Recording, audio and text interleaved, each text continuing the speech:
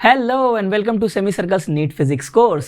हम लोग शुरू करने वाले हैं motion in a straight line. बहुत सारे टीचर्स, बहुत सारे स्टूडेंट्स ये मानते हैं कि एक्चुअली फिजिक्स की शुरुआत जो 11-12 का वो यहीं से शुरू होता है। बाकी यूनिट्स एंड डायमेंशन भी एक इंपॉर्टेंट चैप्टर है, लेकिन थोड़ा अनरिलेटेड चैप्टर है। यहाँ आप जो पढ़ेंगे ये पूरे 11 में, पूरे 12 में एक पूरा फिजिक्स का फाउंडेशन है। ये चैप्टर इसके बाद वाले चैप्टर पूरे मैकेनिक्स को समझने के लिए मोशन इन स्ट्रेट लाइन बहुत ज़रूरी है।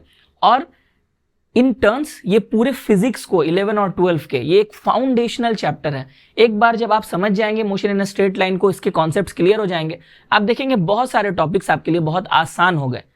तो ये एक इनिशियल फ्रिक्शन है आपके लिए। और इसके बाद वाला जो चैप्टर होगा मोशन इन अ प्लेन, जहां पर हम लोग वेक्टर्स के बारे में पढ़ेंगे। ये सारी चीजें अगर आप समझ गए तो फिजिक्स आपके लिए बहुत ही आसान है। अगर इसमें आप अटकने लगे तो फिर प्रॉब्लम होगी आपको। तो बहुत ज्यादा इंपॉर्टेंट है कि इसको बहुत ध्यान देकर इन चैप्टर्स को पढ़ा जाए। तो चलिए हम लोग शुरू करते हैं। तो आज हम लोग पढ़ेंगे इंट्रोडक्शन टू मोशन। मोशन का आज इंट्रोडक्शन होगा। सिर्फ मोशन क्या है और मोशन के जो इंपॉर्टेंट कॉन्सेप्ट्स होते हैं उनके बारे में हम लोग पढ़ेंगे, जैसे वेलोसिटी और एक्सेलरेशन। सबसे पहले तो हम लोग जान लेते हैं मैकेनिक्स क्या होती है। इतना जो आप देख रहे हैं यहां पर, इतना मैकेनिक्स आपके सिलेबस में है और ये पूरा का पूरा क्लास 11 में ही है। क्लास 12 में मैकेनिक्स नहीं है। मैकेनिक्स बेसिकली होता क्या है, फोर्स और मोशन। अगर किसी बॉडी में फोर्स अप्लाई होता है और वो मोशन में होता है तो इसकी जो स्टडी होती है फोर्स और मोशन की, इसे हम कहते हैं मैकेनिक्स। ओके, बहुत सारे अलग अलग डेफिनेशंस आपको मिल सकती हैं। मोटे तौर पर यह समझना है कि फोर्स और मोशन से जब जो साइंस डील करता है उसे हम मैकेनिक्स कहते हैं। मैकेनिक्स को ऐसे तो बहुत सारी इसकी कैटेगरीज हैं, लेकिन आपके सिलेबस में जितना है मैं उतना बता रहा हूं आपको। सबसे पहले rigid body mechanics. Rigid body mechanics का मतलब है ऐसा मैकेनिक्स, यानी मैकेनिक्स का वो ब्रांच जो रिजिड बॉडी से डील करता है। रिजिड बॉडी का मतलब क्या होता है, ऐसी बॉडी जो अपना शेप चेंज नहीं करती है, डिफॉर्म नहीं होती है। अगर कोई बॉडी है इस पर फोर्स दिया जाए तो अगर ये चपटी हो जाएगी तो ये रिजिड बॉडी नहीं है। अगर ये अपना शेप बरकरार रखेगी, मेंटेन रखेगी, तो ये एक रिजिड बॉडी है। ठीक, तो रिजिड बॉडी मैकेनिक्स हम लोग पढ़ते हैं। उसके बाद हम लोग पढ़ते हैं सॉलिड मैकेनिक्स, यानी कि ऐसे सॉलिड्स के बारे में जो अपना शेप चेंज कर देते हैं, इसे हम सॉलिड मैकेनिक्स कहते हैं। हमारे सिलेबस में इलास्टिसिटी के नाम से जो चैप्टर है वो एक्चुअली सॉलिड मैकेनिक्स का पार्ट है। और फ्लूइड मैकेनिक्स, जब गैस की मैकेनिक्स और जो लिक्विड है उनकी मैकेनिक्स को पढ़ते हैं तो ये फ्लूइड मैकेनिक्स में आता है।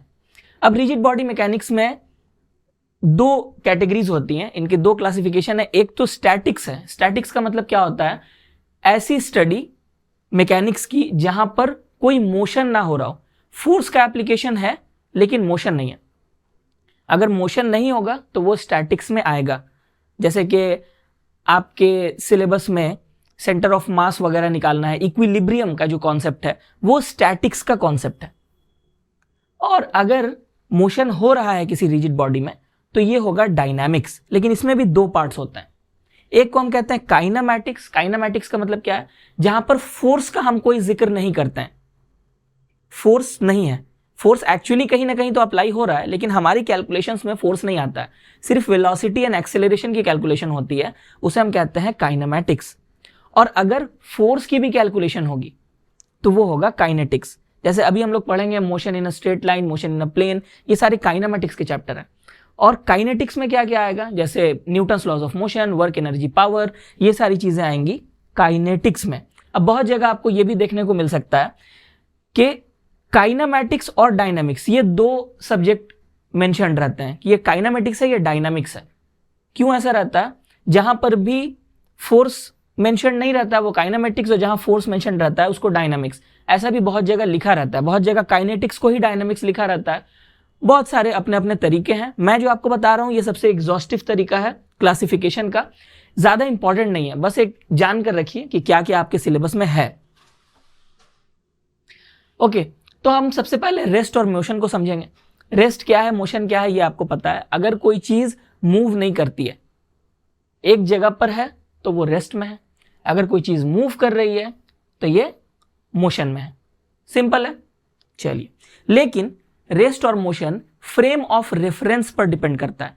कौन सी चीज रेस्ट में है, कौन सी चीज मोशन में है, ये हमें कैसे पता? हमको दिखता है जो कि रेस्ट और मोशन में, जरूरी नहीं है कि वो चीज रेस्ट और मोशन में हो।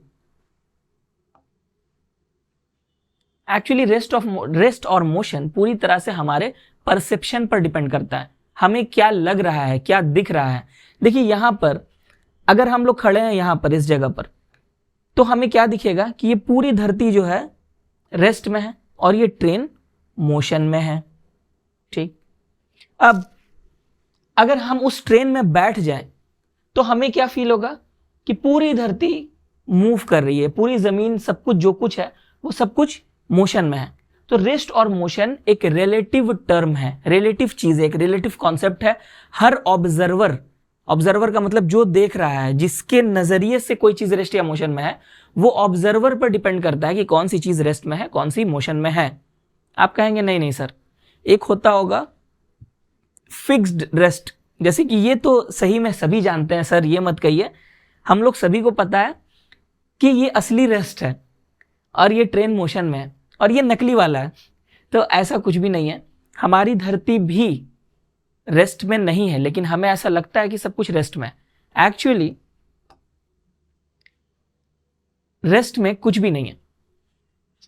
चलिए थोड़ा हम लोग पहले इसको देखते हैं। A car is moving on the road, in which frame of reference it is at rest. एक कार है, रोड पर मूव कर रही है, तो किस फ्रेम ऑफ रेफरेंस में वो रेस्ट में रहेगी वो कार? एक रोड है, हमारे पास एक रोड है, उस पे एक कार है,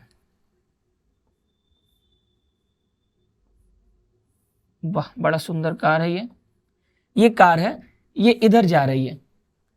अब मुझसे पूछा जा रहा है कि किस फ्रेम ऑफ रेफरेंस में ये रेस्ट में रहेगी। अगर कोई ऑब्जर्वर यहां खड़ा है तो वो क्या देखेगा कि रोड रुकी हुई है और कार मोशन में है।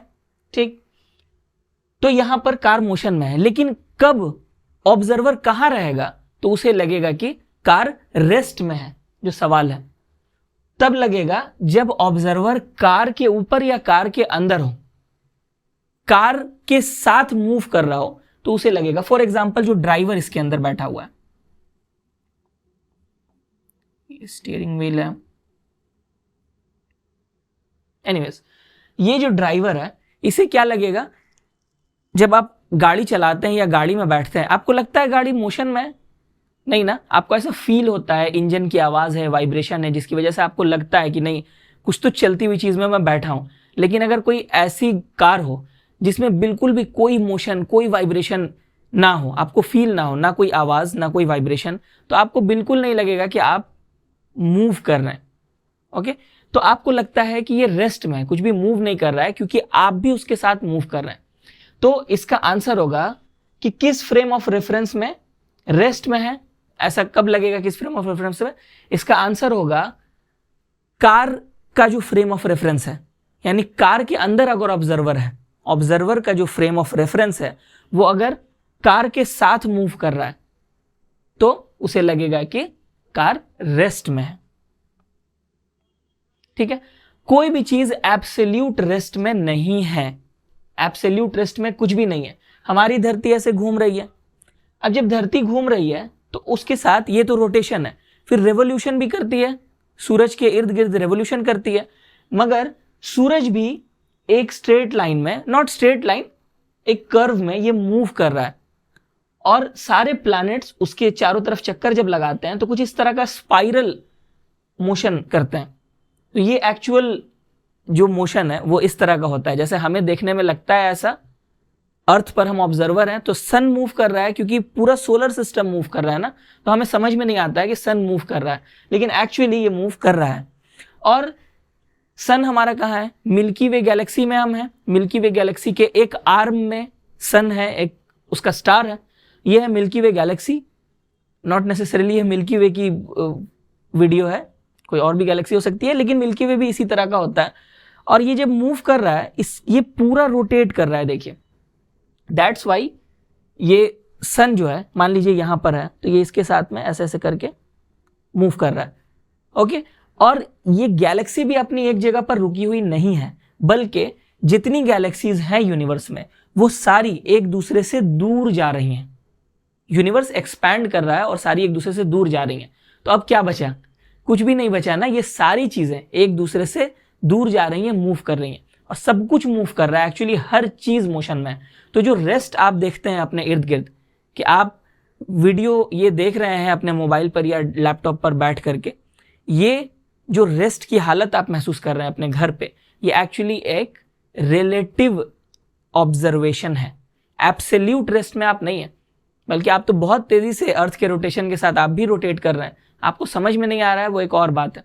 इसी तरह अगर कोई कार हो जहां पर बिल्कुल फील ना आए आपको, ना कोई वाइब्रेशन ना कोई नॉइज, तो आपको ऐसे ही लगेगा कि अरे ये कार तो मूव ही नहीं कर रही है, बाकी पूरी दुनिया मूव कर रही है।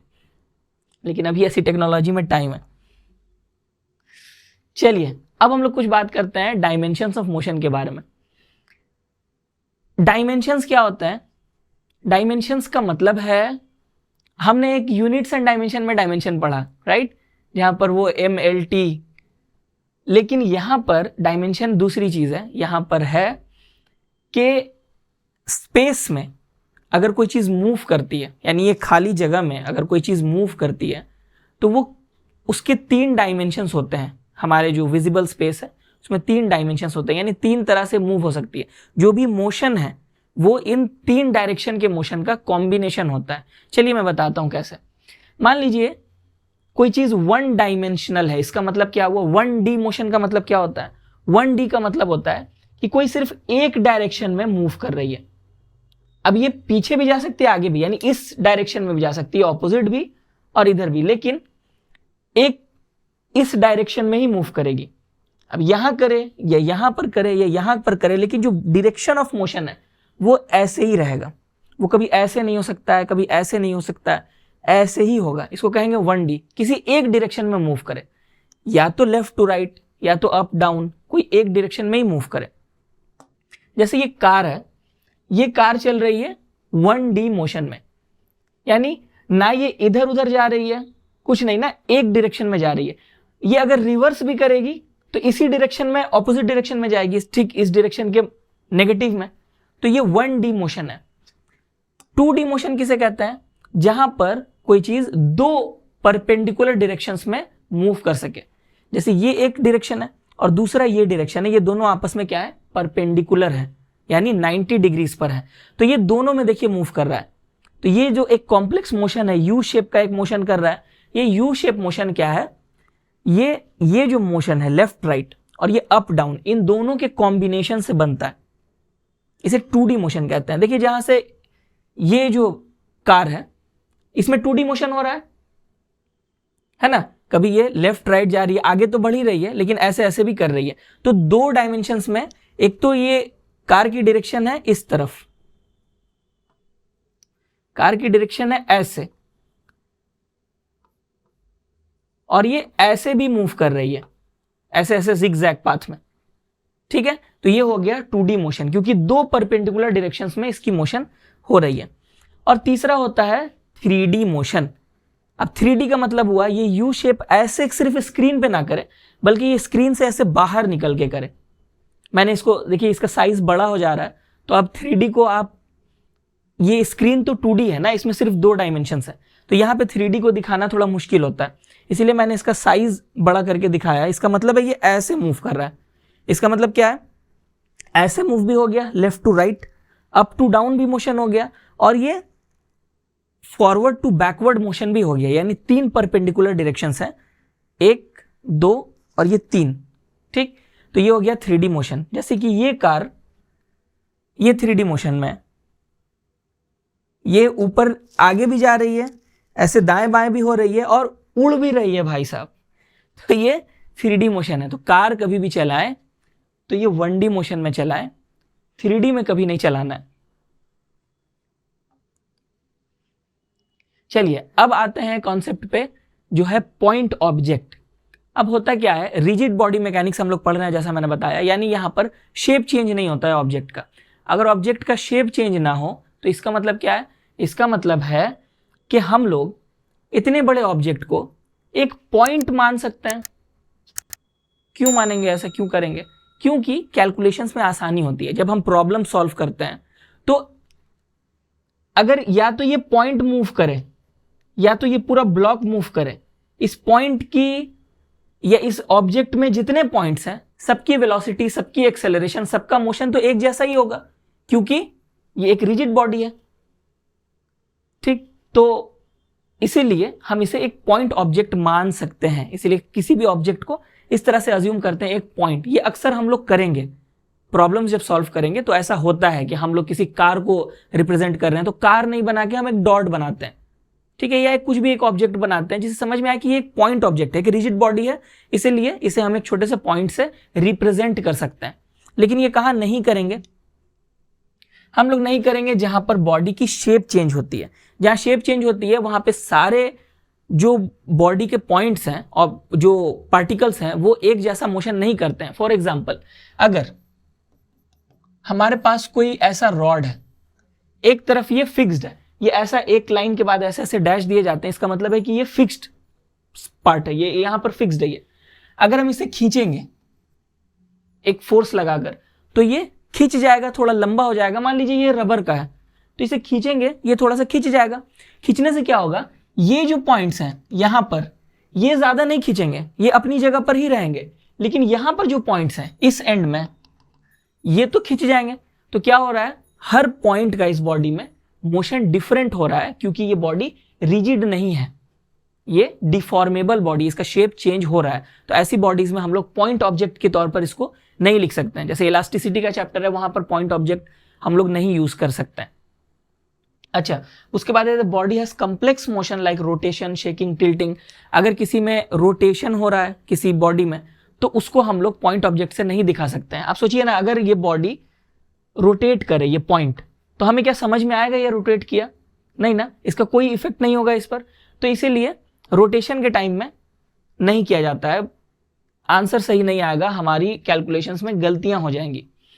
उसी तरह से the motion is small compare to the body. अगर मोशन बहुत स्मॉल है, बहुत छोटी है बॉडी के कंपैरिजन में, अगर ये ऑब्जेक्ट है, इसे हम यहां से यहां मूव कर रहे हैं तो फाइन है, लेकिन अगर सिर्फ इतना सा मूव करना है, सिर्फ इतना छोटा सा, तो फिर हम लोग पॉइंट ऑब्जेक्ट यूज नहीं करते हैं, क्योंकि इससे कैलकुलेशन एरर्स आती हैं। चलिए, ये समझ में आ गया। अब थोड़ा स्केलर और वेक्टर्स पे बात करें। ये क्या है भाई, song.mp3। mp3 फाइल्स आप लोग सभी जानते हैं, इतना आजकल सभी अवेयर हैं। mp3 फाइल्स क्या होते हैं, म्यूजिक फाइल्स होती हैं जहां पर आप गाने सुन सकते हैं। गाने आपके जो होते हैं, आपके मोबाइल में आप गाने वाने सुनते होंगे, तो ये mp3 फॉर्मेट में ही होता है ज्यादातर केसेस में। तो ये mp3 फाइल जो है, अगर आप गाने प्ले करते हैं, कभी आपने नोटिस किया होगा, अगर आप अपने मोबाइल में गाने प्ले करते हैं, गाना तो बजता है, गाना तो है, इस फाइल के अंदर में एक गाना है, फाइन, लेकिन जब आप उसे प्ले करते हैं तो क्या होता है, आपके मोबाइल स्क्रीन में जो लॉक स्क्रीन है उसमें जिस मूवी का गाना है उस मूवी का पोस्टर आ जाता है। किसने इस गाने को गाया है, सिंगर कौन है, कंपोजर कौन है, किस मूवी का गाना है, ईयर ऑफ रिलीज क्या है, आर्टिस्ट कौन है, ये सारी इंफॉर्मेशन देखिएगा आप मेंशन्ड रहती हैं जब आप गाने को प्ले करते हैं। ऐसा हुआ है कभी आपके साथ में? जरूर हुआ होगा। ओके, तो ये चीजें आप देखते होंगे, जो थंबनेल जिसे हम कहते हैं वो बन जाता है, एक फोटो बन जाती है कि कौन सी मूवी का गाना है। इसका मतलब क्या है, इसका मतलब कि ये जो song.mp3 ये जो फाइल है, ये सिर्फ, इसमें सिर्फ गाना नहीं है, बल्कि ये एक पैकेज है। किस चीज का पैकेज है? बहुत सारी चीजों का पैकेज है। एक गाना है इसके अंदर, एक फोटो है और एक कुछ नाम है, सिंगर के, फिल्म के, कंपोजर के नाम है। समझ में आ रहा है? तो ये बहुत सारी चीजों का एक पैकेज है। एक गाना प्लस और भी इंफॉर्मेशन का एक पैकेज है। मेन चीज है उसमें गाना, लेकिन और भी एक्स्ट्रा इंफॉर्मेशन उसमें है। समझ में आ रहा है? उसी तरह से फिजिकल क्वांटिटीज जो होती हैं उनमें कुछ पैकेज भी होता है। जैसे स्केलर क्वांटिटीज जो होती हैं उनमें मैग्नीट्यूड होता है।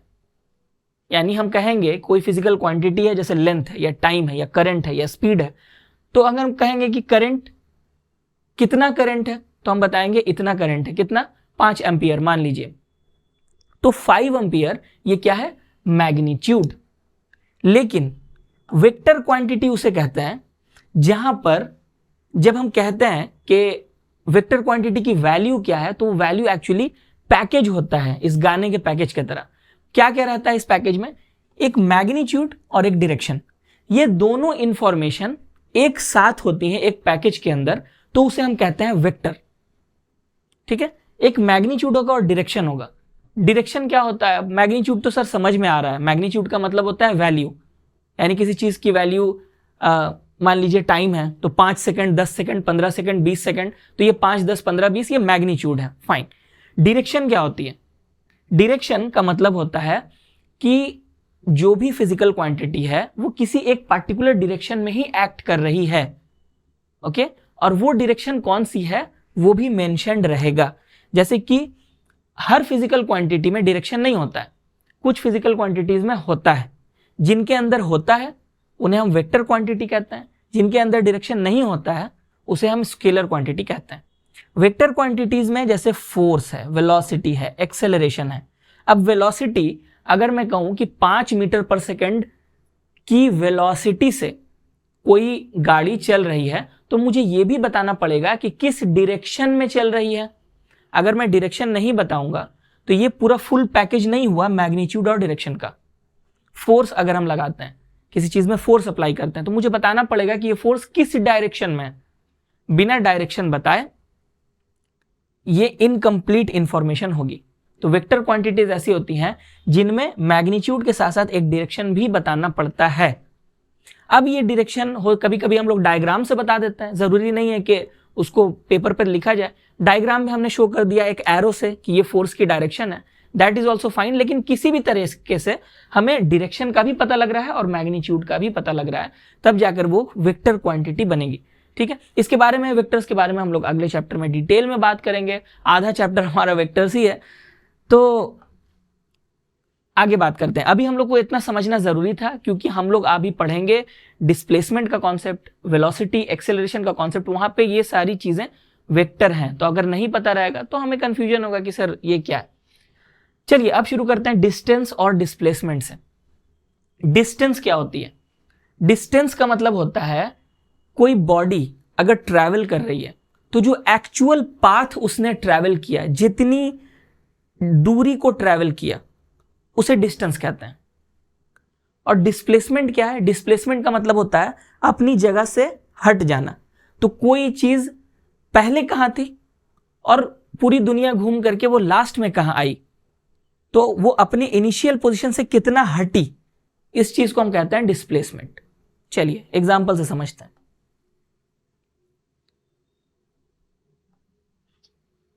अच्छा, चलिए ये एक एग्जांपल पहले देखते हैं हम।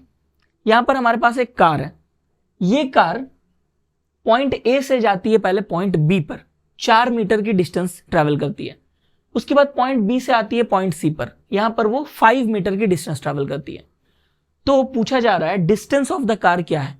डिस्टेंस का मतलब क्या होता है, जो एक्चुअल दूरी तय की किसी ऑब्जेक्ट ने। तो ये ऑब्जेक्ट है कार, ये कहां जाता है, ये कार यहां जाता है और फिर ये यहां जाता है। ठीक है, तो इतनी दूरी यहां से 4 मीटर और 5 मीटर, टोटल 9 मीटर की दूरी इसने तय की। तो यहां डिस्टेंस ऑफ द कार हम लिखेंगे 4 metre plus 5 metre is equal to 9 metres. ठीक है, लेकिन अब पूछा जाएगा डिस्प्लेसमेंट क्या है, कितना है। तो डिस्प्लेसमेंट का मतलब है पहले जहां पर यह कार थी और पूरा जर्नी करने के बाद, पूरी ट्रैवल करने के बाद लास्ट में जहां पहुंची यानी पॉइंट सी में, तो ये अपनी ओरिजिनल जगह से कितना हटी, कितना हट गई।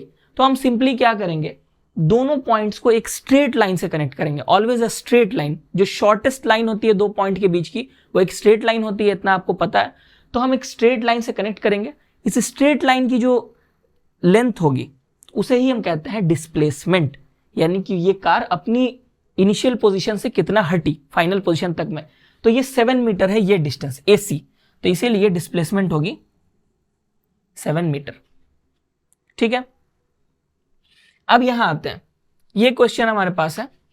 एक ऑब्जेक्ट A पर थी, वहां से ये आई B पर और फिर वापस चली गई यहां C पर। तो ये दो एरोस को मैंने दिखाया है अलग अलग जबकि ये अलग नहीं है, एक्चुअली ये एक ही स्ट्रेट लाइन है। ए बी सी ये तीनों पॉइंट सेम स्ट्रेट लाइन पर है, लेकिन विजिबिलिटी के लिए, आसानी से दिखने के लिए इनको इस तरह से बनाया गया है।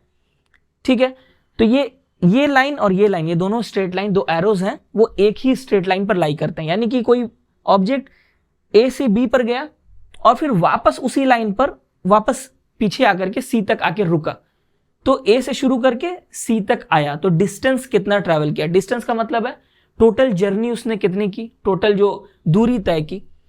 ए से बी तक आने में उसे लगे 5 मीटर, बी से सी में आया तो वो हुआ 3 मीटर, तो टोटल कितना हुआ 5 + 3 8 मीटर की डिस्टेंस। ये होगा 5 metre + 3 metre which is equal to 8 metre. लेकिन अब हमसे पूछा जा रहा है कि डिस्प्लेसमेंट कितना हुआ, यानी कि ये इनिशियल पोजीशन था और ये फाइनल पोजीशन है। तो पूछा जा रहा है कि अपने इनिशियल से कितना हटा वो फाइनल में आने के लिए। ठीक है, तो कितना हटा, ये 5 मीटर है पूरी दूरी ए से बी, और ये बी टू सी 3 मीटर है, तो ये कितना होगा ए टू सी, ये 2 मीटर्स होगा। तो देखिए 2 मीटर्स ही तो हटा अपने ओरिजिनल जगह से, इनिशियल पोजीशन से तो ये 2 मीटर ही मूव किया ना। यानी इनिशियल और फाइनल पोजीशन को एक स्ट्रेट लाइन से ज्वाइन करेंगे तो उस स्ट्रेट लाइन की लेंथ कितनी आएगी, 2 मीटर्स। ये तो साफ समझ में आ रहा है, इसलिए डिस्प्लेसमेंट होगा 2 मीटर्स। ये है डिस्टेंस और डिस्प्लेसमेंट का कॉन्सेप्ट। अच्छा, अब देखिए डिस्टेंस और डिस्प्लेसमेंट में क्या फर्क है। यहां पर पहले ये समझिए, एक्स एक्सिस वाई एक्सिस आपको पता होना चाहिए क्या होता है, कोऑर्डिनेट्स किस तरह से निकालते हैं। जहां पर एक्स एक्सिस और वाई एक्सिस मीट करते हैं, क्रॉस करते हैं, इंटरसेक्ट करते हैं एक दूसरे को, इसे कहते हैं ऑरिजिन। सारी कैलकुलेशंस हमारी जो होती हैं कोऑर्डिनेट की, वो ऑरिजिन से ही होती हैं। ठीक है, तो अगर कोई पॉइंट है जिसे हम मेजर कर रहे हैं किसी का, ये मान लीजिए इस पोजीशन पे हमने मेजरमेंट किया, तो हमें एक जगह को, एक पॉइंट को ओरिजिन मानना पड़ेगा। जैसे हम यहां पर ए को अगर ओरिजिन मानते हैं, तो हमने यहां एक लंबा सा ये ड्रॉ कर दिया वाई एक्सिस, और इधर हम एक छोटा सा एक्स एक्सिस ड्रॉ कर देंगे। इसका मतलब है कि हमने ए पॉइंट को ओरिजिन माना। तो अब उससे क्या होगा, इससे कुछ बातें समझ में आएंगी। क्या क्या समझ में आएगा, नंबर 1 कि सारी कैलकुलेशंस यहीं से काउंट की जाएंगी, और नंबर 2 हमें समझ में आएगा कौन सी डायरेक्शन पॉजिटिव है और कौन सी नेगेटिव है। जैसे अगर कोई पॉइंट यहां से यहां आती है, इसका मतलब उसने कितना डिस्टेंस ट्रैवल किया, 5 मीटर, लेकिन +5 मीटर। अगर मैं ये कहूं कि कोई ऑब्जेक्ट -5 मीटर ट्रैवल करती है, तो इसका मतलब क्या होगा, इसका मतलब है ये एक्स एक्सिस अगर इस तरफ है एरो, तो ये पॉजिटिव डायरेक्शन एक्स एक्सिस का। -5 मीटर का मतलब है ये इस एरो के ऑपोजिट डायरेक्शन में, यानी इस तरफ में 5 मीटर, ओरिजिन के उस तरफ लेफ्ट साइड में 5 मीटर की डिस्टेंस ट्रैवल की। तो ओरिजिन कहां है इसके लिए पता होना चाहिए। बहुत सारे प्रॉब्लम्स में आपको पहले डिफाइन करना पड़ता है कि ओरिजिन कहां है, एक्सिस कहां है, आपको ये चीजें पता होनी चाहिए। अदरवाइज पहले उनको डिफाइन करना पड़ता है, उसके बाद प्रॉब्लम सॉल्व करना पड़ता है। तो चलिए जैसे जैसे प्रॉब्लम्स आएंगे मैं बताऊंगा। अभी फिलहाल जो डिफरेंस है इन दोनों में क्या क्या है, पहले तो डिस्टेंस जो है वो एक्चुअल लेंथ होती है किसी ट्रेवल्ड पाथ की, एक्चुअल लेंथ। और डिस्प्लेसमेंट क्या है, ये शॉर्टेस्ट डिस्टेंस होती है इनिशियल और फाइनल पोजीशन के बीच की। इनिशियल और फाइनल पोजीशन के बीच की जो शॉर्टेस्ट डिस्टेंस है वो होगी डिस्प्लेसमेंट। ठीक, उसके बाद में डिस्टेंस एक स्केलर क्वांटिटी है, यानी कि डिस्टेंस की कोई डायरेक्शन नहीं होता है डिस्टेंस का। ऑब्वियसली कैसे होगा, जब आप पूरी दुनिया घूम करके आप जा रहे हैं तो इसमें एक पर्टिकुलर डायरेक्शन कैसे हो सकता है। लेकिन डिस्प्लेसमेंट एक वेक्टर क्वांटिटी है, इसकी एक पर्टिकुलर डायरेक्शन होती है। ऑब्वियसली होगी ना, क्योंकि ये ऑलवेज एक स्ट्रेट लाइन होगा, और एक स्ट्रेट लाइन में एक तो डायरेक्शन होता है ना कि initial to final position. Displacement जहां भी हमने मेजर किया, इनिशियल से लेकर फाइनल पोजीशन तक, starting from initial ending to final. अच्छा, डिस्टेंस कभी भी जीरो नहीं होगा। अगर कोई चीज सच में मोशन में है तो उसका डिस्टेंस कभी जीरो नहीं होगा। अगर वो घूम फिर कर अपने ओरिजिनल पोजीशन पर भी आ जाए तो उसने तो कुछ तो डिस्टेंस ट्रैवल किया ना, ये कभी जीरो नहीं होगा। लेकिन डिस्प्लेसमेंट जीरो हो सकती है। कैसे जीरो होगी, कोई चीज पूरी दुनिया घूम करके अपने इनिशियल पोजीशन पर ही आ जाए, इनिशियल और फाइनल पोजीशन सेम हो जाए, तो क्या होगा? Displacement zero. डिस्टेंस हमेशा पॉजिटिव होता है, लेकिन डिस्प्लेसमेंट नेगेटिव हो सकता है। किस चीज पर डिपेंड करता है कि हमने एक्स एक्सिस को किस डायरेक्शन में माना है, वाई एक्सिस को किस डायरेक्शन में माना है, इस चीज पर डिपेंड करता है। अगर एक्स एक्सिस इस तरफ है और डिस्प्लेसमेंट की डायरेक्शन उस तरफ है ऐसे, तो ये नेगेटिव डिस्प्लेसमेंट हो जाएगा। तो इस तरह से प्लस ये नेगेटिव भी हो सकता है। तो इस बात को समझिए, प्रॉब्लम्स हम बनाएंगे सब कुछ समझ में आ जाएगा। चलिए अगला प्रॉब्लम हम करते हैं, वो है कि what is the meaning of a displacement of -5 metre. चलिए सवाल आ गया कि -5 मीटर के डिस्प्लेसमेंट का मतलब क्या होता है।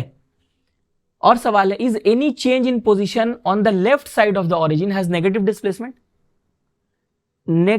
लेफ्ट साइड ओरिजिन के अगर वहां पर कोई चेंज इन पोजीशन होता है तो क्या उससे नेगेटिव डिस्प्लेसमेंट कहा जाएगा? चलिए देखते हैं।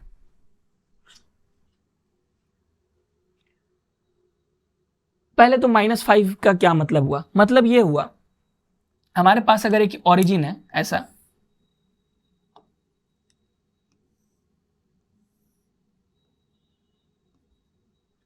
ये एक्स एक्सिस है, हम मान लेते हैं कि ये 1D मोशन ही है। हालांकि हम यहां पर एक परपेंडिकुलर वाई एक्सिस ड्रॉ कर रहे हैं, लेकिन मान लेते हैं कि इस डायरेक्शन में कोई मोशन नहीं होगा। ये बताने के लिए अगर मैं सिर्फ ऐसा ड्रॉ कर दूं, मैं सिर्फ एक स्ट्रेट लाइन ऐसे ड्रॉ कर दूं, तो अब आपको क्या समझ में आएगा? ओरिजिन कहां है एग्जैक्टली? समझ में आएगा? नहीं समझ में आएगा ना। ओरिजिन यहां हो सकता है, ओरिजिन यहां हो सकता है, यहां हो सकता है, यहां हो सकता है, कहीं भी हो सकता है। लेकिन अगर मैं एक स्ट्रेट लाइन ऐसे भी खींच दूं वर्टिकल और उसे कह दूं वाई एक्सिस, तो हमें क्लियर समझ में आ रहा है कि जहां एक्स एक्सिस और वाई एक्सिस इंटरसेक्ट करते हैं वहीं पर ओरिजिन होगा। इसीलिए 1D मोशन में भी हम लोग एक्स और वाई एक्सिस दोनों ही ड्रॉ कर देते हैं ताकि चीजें क्लियर हो जाए, हमें पता चल जाए कि ओरिजिन कहां पर है। बहुत जगह ओरिजिन शो करने की जरूरत नहीं होती है, तो हम लोग क्वेश्चन के बिल्कुल साइड में कॉर्नर में एक जगह पर एक्स और वाई एक्सिस ड्रॉ कर देते हैं ताकि पता चले कि कौन सा डायरेक्शन पॉजिटिव है, कौन सा नेगेटिव है। इसका मतलब है कि कभी भी अगर डिस्प्लेसमेंट इस डायरेक्शन में हुई तो ये नेगेटिव मानी जाएगी, और कभी भी डायरेक्शन डिस्प्लेसमेंट इस डायरेक्शन में हुई तो ये पॉजिटिव मानी जाएगी। ये ऑलवेज पॉजिटिव, नेगेटिव, और ये ऑलवेज पॉजिटिव। क्यों? क्योंकि एक्स एक्सिस के डायरेक्शन के सेम डायरेक्शन है, ये दोनों डायरेक्शन सेम है, एरो दोनों एक डायरेक्शन में है, एक तरफ में एरो का निशान है, तो इसीलिए ये दोनों, इसलिए ये पॉजिटिव है, एक्स के अलोंग है, और ये एक्स के ऑपोजिट है, एक्स एक्सिस के, इसलिए ये नेगेटिव डिस्प्लेसमेंट है।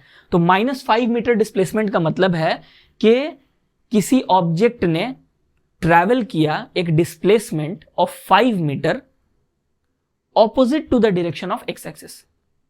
एक्स एक्सिस अगर हमारा इस डायरेक्शन में है, मान लीजिए अगर मैं इस तरह का ड्रॉ करता हूं, ऐसे करके एक हमने ड्रॉ किया कि ये एक्स एक्सिस है, तब क्या होगा? -5 मीटर का मतलब है कि डिस्प्लेसमेंट कहां हुई? इस डायरेक्शन में हुई, एक्स एक्सिस के ऑपोजिट हुई, तब ये होगा नेगेटिव। तो -5 मीटर का मतलब है 5 मीटर उसका मैग्नीट्यूड है, और डायरेक्शन क्या है? वो माइनस है। इसका मतलब है कि एक्स एक्सिस जो भी हमने अज्यूम किया है उसके ऑपोजिट है। बहुत जगह पर क्या होता है कि ये जो फ्रेम ऑफ रेफरेंस चुनना पड़ता है कि कौन सा एक्स का डायरेक्शन किधर होगा, वाई एक्सिस का डायरेक्शन किधर होगा, ये हमारे हाथ में होता है। मतलब हम अपने हिसाब से प्रॉब्लम बनाने में आसानी के लिए इसको डिसाइड कर सकते हैं, लेकिन इसको सही तरह से चूज करना जरूरी होता है। कभी कभी ऐसा होता है, यूजुअली तो यही डायरेक्शन होती है, इसी तरह से हम लोग चूज करते हैं। कभी कभी कुछ अलग तरह से हमें डिफाइन करना पड़ जाता है अपने एक्सिस को, ताकि प्रॉब्लम बनाने में आसानी हो। एक ही प्रॉब्लम, सेम प्रॉब्लम, जहां पर 1 घंटे लग रहे हैं वहां पे 10 मिनट लग सकते हैं। बिलीव इट और नॉट, बहुत ज्यादा फर्क पड़ सकता है आपके फ्रेम ऑफ रेफरेंस चुनने की वजह से। एनीवेज, जब ऐसे प्रॉब्लम्स आएंगे तो हम लोग इस पे बात करेंगे। Is any change in position on the left side of origin has negative displacement? क्या ओरिजिन के, अगर ये ओरिजिन है, और देखिए यहां पर जिस तरह से पूछा गया लेफ्ट साइड, ये कन्वेंशनल जो हमारा होता है कि हम लोग राइट साइड को पॉजिटिव एक्स एक्सिस लेते हैं, उसको मानकर ही पूछा गया है सवाल। आप कहेंगे नहीं, इसको तो हम कहीं भी अज्यूम कर सकते हैं।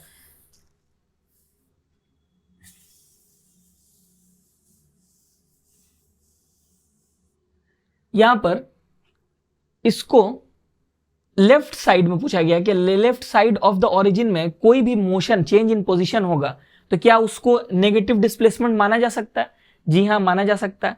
अगर left side of the origin में कोई चेंज ऑफ पोजीशन है, चेंज ऑफ पोजीशन का मतलब क्या है कि एक पोजीशन से दूसरी पोजीशन पे कोई चीज गई, अगर ये चेंज ऑफ पोजीशन जो इनिशियल पोजीशन है वो ओरिजिन से करीब रहे, ये इनिशियल पोजीशन है मान लीजिए, और फाइनल पोजीशन ओरिजिन से दूर है, तो क्या होगा? डिस्प्लेसमेंट होगी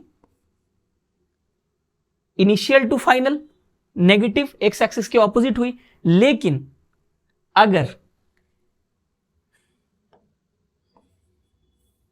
अगर इनिशियल पोजीशन ये है और फाइनल पोजीशन ये है, तो इनिशियल टू फाइनल डिस्प्लेसमेंट क्या होगी? इस डायरेक्शन में होगी ना, इनिशियल टू फाइनल। तब अब इसके केस में ये पूरा जो चेंज इन पोजीशन है ये ओरिजिन के लेफ्ट साइड में ही हो रहा है, लेकिन एक्स एक्सिस के डायरेक्शन में हो रहा है, तो ये पॉजिटिव डिस्प्लेसमेंट है, ये नेगेटिव डिस्प्लेसमेंट नहीं है। नेगेटिव डिस्प्लेसमेंट के लिए जरूरी है कि एक्स एक्सिस के ऑपोजिट, एक्स एक्सिस का जो डायरेक्शन है उसके ऑपोजिट डायरेक्शन हो डिस्प्लेसमेंट का, लेकिन यहां पर तो सेम डायरेक्शन है, भले ही ये ओरिजिन के लेफ्ट साइड में हो रहा है। क्लियर है? ये बहुत इंपॉर्टेंट कुछ कॉन्सेप्ट्स हैं, बेसिक चीजें हैं बहुत ज्यादा, लेकिन इनको ना समझने की वजह से सिली मिस्टेक्स हो जाते हैं। चलिए स्पीड पढ़ते हैं अब। स्पीड क्या है? Speed the distance covered by A object in unit time. एक ऑब्जेक्ट यूनिट टाइम में, यूनिट टाइम मान लीजिए सेकंड हमारी यूनिट है, तो एक सेकंड में जो डिस्टेंस ट्रैवल करता है वो है स्पीड। तो उसका फॉर्मूला कुछ इस तरह से हो सकता है, s का मतलब है डिस्टेंस और t का मतलब है टाइम, यानी कि टोटल डिस्टेंस जो ट्रैवल किया गया उसको टाइम से डिवाइड कर देंगे, टोटल टाइम से, तो हमें मिल जाएगा, क्या मिल जाएगा? स्पीड। अब आप कहेंगे सर डिस्टेंस d से होता है और स्पीड होता है s से, आपने क्या लिखा है? स्पीड को लिखा है v से और डिस्टेंस तो d से होनी चाहिए, इसको आपने s से लिखा है। ये सब क्या कर रहे हैं? ओके, इसे कहते हैं कन्वेंशन, यानी ऐसे लिखा जाता है यूजुअली। और हमारे प्रॉब्लम्स में ना ज्यादा जो असली प्रॉब्लम्स होते हैं मैकेनिक्स के, एक होते हैं कॉन्सेप्चुअल प्रॉब्लम्स, वहां पर आपको इस तरह के स्पीड के और डिस्टेंस के प्रॉब्लम्स मिलेंगे। लेकिन जो ऐसे प्रॉब्लम्स होते हैं जिन्हें हम सॉल्व करते हैं, बड़े बड़े प्रॉब्लम्स, न्यूमेरिकल्स, उसमें स्पीड के क्वेश्चंस नहीं आते हैं, वो वेलोसिटी के क्वेश्चंस आते हैं, और वेलोसिटी को v से रिप्रेजेंट किया जाता है। ठीक है, दैट्स वाई ऐसा नोटेशन है कि कंफ्यूजन ना हो। अब देखिए स्पीड जो है वो यूनिफॉर्म या नॉन यूनिफॉर्म हो सकती है। यूनिफॉर्म का मतलब है, मान लीजिए किसी चीज की स्पीड है 5 मीटर पर सेकंड, इसका मतलब है एक सेकंड में 5 मीटर डिस्टेंस ट्रैवल करती है वो चीज, वो ऑब्जेक्ट। अगर हर सेकंड में 5 मीटर कर रहा है तो ये यूनिफॉर्म स्पीड है। लेकिन पहले सेकंड में उसने 1 मीटर डिस्टेंस ट्रैवल किया, दूसरे सेकंड में 2 मीटर, उसके बाद 3 मीटर, फिर 4 मीटर, फिर 5 मीटर। क्या हो रहा है? हर सेकंड स्पीड बढ़ रही है या घट रही है, या बढ़ घट कुछ नहीं रही है, लेकिन डिफरेंट है। ठीक है, पहले सेकंड में 5 मीटर, उसके बाद 4, उसके बाद 3.5, उसके बाद 6.5, चेंज हो रहा है, सेम नहीं है हर सेकंड में स्पीड, तो उसे हम कहेंगे non uniform speed. Okay, uniform speed, non uniform भी अगर एक खास पैटर्न में है तो उसका एक्सेलरेशन कहते हैं, हम आएंगे इसके बारे में बाद में। Actually not non uniform speed, non uniform velocity can be made into acceleration, बाद में इस पर बात करेंगे। फिलहाल इतना जान लीजिए, ये समझ में आ गया, हर सेकंड में जो मोशन, जो डिस्टेंस ट्रैवल हो रहा है, अगर वो अनइक्वल है तो वो नॉन यूनिफॉर्म स्पीड हुआ, अगर इक्वल है तो यूनिफॉर्म स्पीड हुआ। चलिए, अच्छा, एवरेज स्पीड भी एक चीज होती है। ये क्या है भाई साहब? एवरेज स्पीड का मतलब है, अब अगर नॉन यूनिफॉर्म स्पीड है, हर सेकंड में डिस्टेंस तो अलग हो रही है, तो हम कैसे फाइंड आउट करेंगे? मतलब क्या लिखेंगे? हमें पता चले, एक एवरेज होना चाहिए ना। ठीक है, एक ऑब्जेक्ट चलते चलते कभी स्लो हो जा रहा है, कभी फास्ट हो रहा है, अंडरस्टैंडेबल, लेकिन हमें अगर एक नंबर चाहिए, एक एवरेज वैल्यू, तो कैसे निकालेंगे? हम सिंपल सा काम क्या करेंगे, टोटल डिस्टेंस जो ट्रैवल किया है उस ऑब्जेक्ट ने, उसे कैलकुलेट करेंगे, और टोटल टाइम जो उस बॉडी ने लिया है उसको कैलकुलेट करेंगे और दोनों को डिवाइड कर देंगे। भले ही हर एक सिंगल सेकंड में डिस्टेंस अलग अलग है, उससे मतलब नहीं है। हम पूरे टोटल डिस्टेंस को कैलकुलेट करेंगे और टोटल टाइम कितना लगा दोनों को डिवाइड करके जो निकलेगा वो है एवरेज स्पीड। ये है स्पीड। अच्छा, उसके बाद इंस्टेंटेनियस स्पीड भी आती है एक चीज। इसका मतलब होता है कि किसी एक पॉइंट पर, एग्जैक्टली एक पॉइंट पर, एवरेज क्या है, टोटल, कि कभी स्पीड ज्यादा थी कम थी, कुल मिला करके क्या एक स्पीड है। इंस्टेंटेनियस स्पीड कहती है कि नहीं, एक पार्टिकुलर सेकंड में, अगर एक 20 सेकंड की जर्नी है, 0 सेकंड से 20 सेकंड, इसमें हमको 5वें सेकंड में क्या स्पीड थी ये पता लगाना है, एकदम एग्जैक्ट। तो उसके लिए इंस्टेंटेनियस स्पीड इसे हम कहते हैं। उसको हम बेसिकली इस तरह से लिखते हैं। अब ये क्या है, dsdt, ये है डिफरेंशिएशन। डिफरेंशिएशन पे क्लासेस हमारी हुई हैं। प्रॉब्लम्स जब आएंगे इंस्टेंटेनियस स्पीड के तो और ज्यादा क्लियर हो जाएगा, तो मैं बताऊंगा उस वक्त में, अभी ज्यादा मैं एक्सप्लेन नहीं करना चाहता हूं इसको। चलिए, ये था स्पीड। अब आते हैं वेलोसिटी में। सेम चीज है, स्पीड की जगह डिस्टेंस को अगर डिस्प्लेसमेंट से चेंज कर देंगे तो ये बन जाएगा, स्पीड बन जाएगा वेलोसिटी। ठीक, जैसे यहां पर इस तरह से हमने लिखा, वहां पर क्या था, v is equal to S by T, यहां पर हमने लिखा v is equal to X by T. Okay, अब इसको थोड़ा सा समझते हैं। ये जो v है इसके ऊपर एरो है, x के ऊपर एरो है। ये एरो क्या दर्शाता है, ये एरो दिखाता है कि ये एक वेक्टर क्वांटिटी है, इसमें एक डायरेक्शन भी है। यहां पर x क्या है, डिस्प्लेसमेंट। डिस्प्लेसमेंट एक वेक्टर क्वांटिटी है, हमने पढ़ा। तो जब x एक डिस्प्लेसमेंट है, वेक्टर क्वांटिटी है, तो इक्वेशन के इस तरफ भी वेक्टर ही होगा ना। तो क्या होगा, जब हम लोग एक वेक्टर क्वांटिटी को एक स्केलर से डिवाइड करेंगे तब भी हमें एक वेक्टर क्वांटिटी ही मिलती है, यानी वेलोसिटी एक वेक्टर क्वांटिटी है। ओके,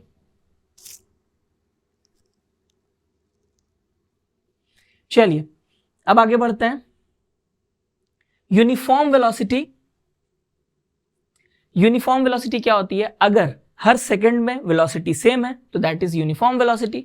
अगर हर सेकंड में यूनिफॉर्म नहीं है, मतलब इक्वल नहीं है हर सेकंड में वेलोसिटी, तो इसे हम कहेंगे नॉन यूनिफॉर्म वेलोसिटी। अच्छा, एवरेज वेलोसिटी किसे कहेंगे, टोटल जो हमारा है,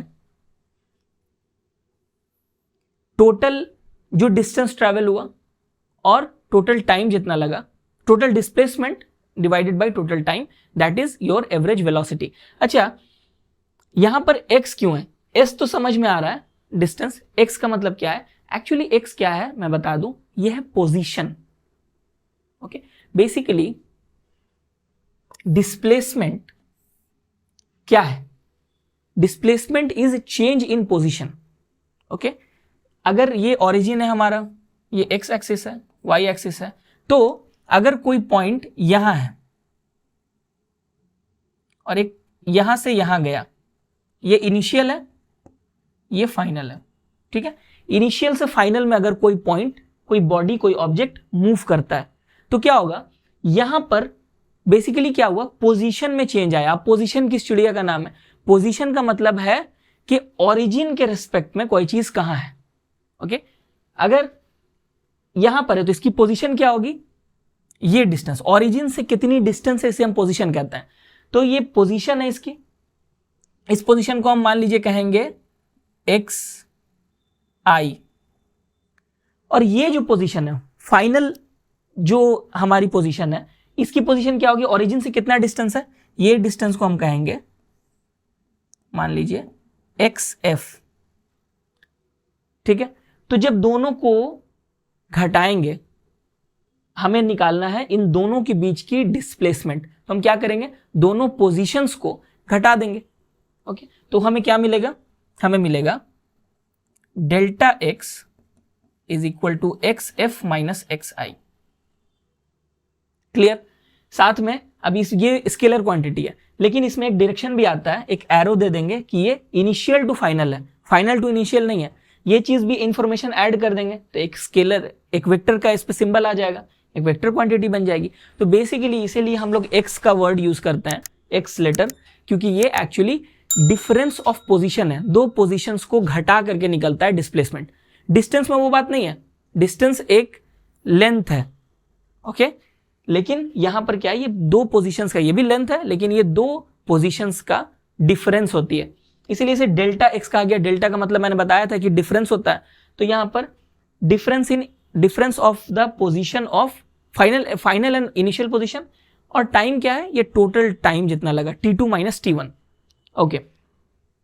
इंस्टेंटेनियस वेलोसिटी क्या होगी, वही चीज है कि जिस तरह से हमने निकाला कि किसी एक पॉइंट पर एग्जैक्टली कि इस टाइम पर हमें वेलोसिटी चाहिए, तो वो हम निकालेंगे किस तरह, ये जो फंक्शन आएगा हमारा, अगर एक वैल्यू है, फिक्स्ड वैल्यू है, यूनिफॉर्म वेलोसिटी है, तब हमें इंस्टेंटेनियस की जरूरत नहीं है। एवरेज, इंस्टेंटेनियस, इन चीजों की जरूरत तभी पड़ती है जब नॉन यूनिफॉर्म वेलोसिटी होती है, और नॉन यूनिफॉर्म वेलोसिटी जब रहेगी, हो सकता है कभी कभी एक फंक्शन, एक फॉर्मूला, एक रिलेशन के टर्म में वो चीज हमें मिले, ये जो डेल्टा एक्स है, मतलब जो एक्स वेक्टर है, और ये जब मिलता है तो इसे हम डिफरेंशिएट कर सकते हैं।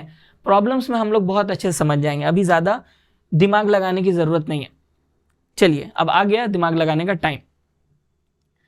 A car travels eastward at a constant velocity of 20 metre per second for 100 seconds.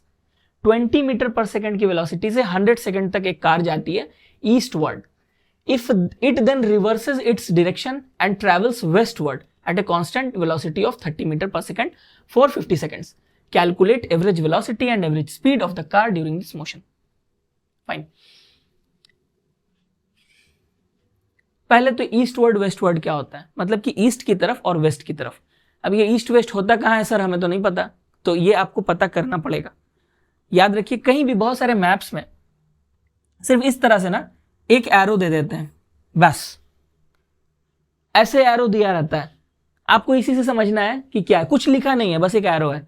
ऐसा होता है किसी किसी मैप्स में, कहीं कहीं पर पूरे डिटेल में लिखा रहता है। जब भी एक एरो दिया रहे किसी मैप में, आप समझ जाइए कि ये नॉर्थ की तरफ इशारा कर रहा है, ओके। तो बेसिकली ये जो डायरेक्शंस होते हैं, कार्डिनल डायरेक्शंस, ऊपर में हमेशा नॉर्थ और नीचे साउथ, ऊपर नॉर्थ नीचे साउथ, ये आप लोगों को पता होगा क्योंकि इतना आपने पढ़ा होगा नॉर्थ पोल साउथ पोल। तो अर्थ में, धरती में नॉर्थ पोल किधर होता है, ऊपर है, साउथ पोल नीचे है, या at least north pole south pole ऊपर नीचे है, दाएं बाएं नहीं है, इतना आपको पता है, ओके। नॉर्थ साउथ में कंफ्यूजन नहीं होता है मेरे ख्याल से, ज्यादा कंफ्यूजन कहाँ होता है, ईस्ट और वेस्ट में। तो ऑलवेज याद रखिए कि ईस्ट किधर है, राइट साइड में, और वेस्ट है लेफ्ट साइड में, ओके। आपके सीधे हाथ पे है ईस्ट और उल्टे हाथ में है वेस्ट, अगर आप नॉर्थ की तरफ, मतलब इस मैप की तरफ फेस करते हैं तो, ओके। ये इस चीज को याद रखना है आपको। अब कैसे याद रखेंगे, आप ये कर सकते हैं कि न्यूज वर्ड कहां से आता है आपको पता है, न्यूज एक्चुअली होता है नॉर्थ ईस्ट वेस्ट और साउथ, इसे कहते हैं न्यूज। तो अब ये एक थ्योरी है कि न्यूज वर्ड यहीं से आया है, मुझे पता नहीं, हो सकता है कि न्यू का प्लूरल हो न्यूज, हु नोज। अगर आप यहां से न्यूज लिखेंगे तो ये जेड जैसा कुछ बनाएगा, समथिंग लाइक दिस, ओके। इसको आप याद करने के लिए यूज कर सकते हैं, ये जेड जैसा कुछ बनाता है जब आप यहां से न्यूज लिखने की कोशिश करते हैं इसको मिला करके, okay. That might be useful to you. चलिए, अब हम लोग तो करना क्या है कि ईस्ट वर्ड एक जाता है 20 मीटर पर सेकेंड के स्पीड से फॉर 100 सेकेंड। एक यहां पर कोई पोजीशन है, यहां से एक ऑब्जेक्ट जाता है,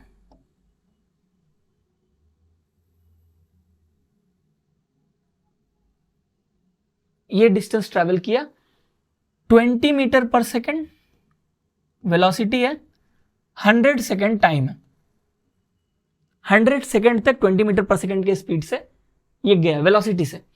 उसके बाद में ये गाड़ी रिवर्स हो जाती है और रिवर्स करके अगेन ये ट्रैवल करती है, ये डायरेक्शन वेस्टवर्ड, यानी ये डायरेक्शन इस तरफ है। सेम इसी लाइन को मैं दोबारा दिखा रहा हूं यहां पर, हो सकता है यहां तक आया, मुझे नहीं पता। इतना डिस्टेंस उसने ट्रैवल किया, अगेन ये दोनों पॉइंट सेम है, ये अगर पॉइंट ए है और ये बी है तो ये भी पॉइंट बी है, ये सी हो सकता है, ठीक है। ए से बी तक गया और फिर बी से सी तक आया, सेम स्ट्रेट लाइन के अलोंग। लेकिन यहां पर इसकी वेलोसिटी थी 30 मीटर पर सेकेंड और ये टाइम थी 50 सेकेंड। चलिए, तो पूछा गया है कि एवरेज वेलोसिटी और एवरेज स्पीड निकालना है, तो पहले हम निकालेंगे टोटल स्पीड कितनी है। एवरेज स्पीड निकालने के लिए हमें निकालना होगा टोटल स्पीड और टोटल टाइम। एवरेज स्पीड कैसे निकलता है? v average is equal to s, या इसको ऐसे लिखें delta s by delta t। ठीक है, ये क्या होगा, इसकी वैल्यू क्या होगी? टोटल डिस्प्लेसमेंट, टोटल स्पीड कितना है? 20 metre per second plus 30 metre per second. क्या ऐसे जोड़ा जा सकता है? पहले ये देखेंगे हम लोग। यह है स्पीड, डिस्प्लेसमेंट क्या पता है, डिस्टेंस पता है, कुछ नहीं पता है। चलिए पहले हम लोग निकालते हैं इस जर्नी की क्या डिस्टेंस। कैसे निकलेगा?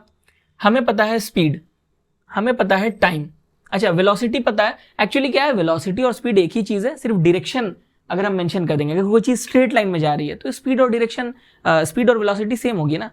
तो ये चीज, तो अब इसको मत जोड़ देना 20 प्लस 30 और यहां पे लिख दिया, ऐसा नहीं है। यहां पर आपको पता होना चाहिए क्या क्या पता है, क्या क्या नहीं पता है।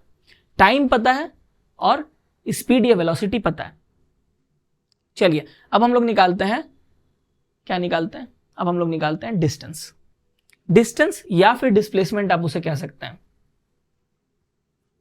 ए और बी, ये जो first leg of the journey है, जर्नी के दो पार्ट्स अगर हम करते हैं, पार्ट 1 पार्ट 2, दो लेग हैं जर्नी के, हम लोग पार्ट 1 का पहले निकालते हैं। तो पार्ट 1 का जो डिस्टेंस होगा वो क्या होगा?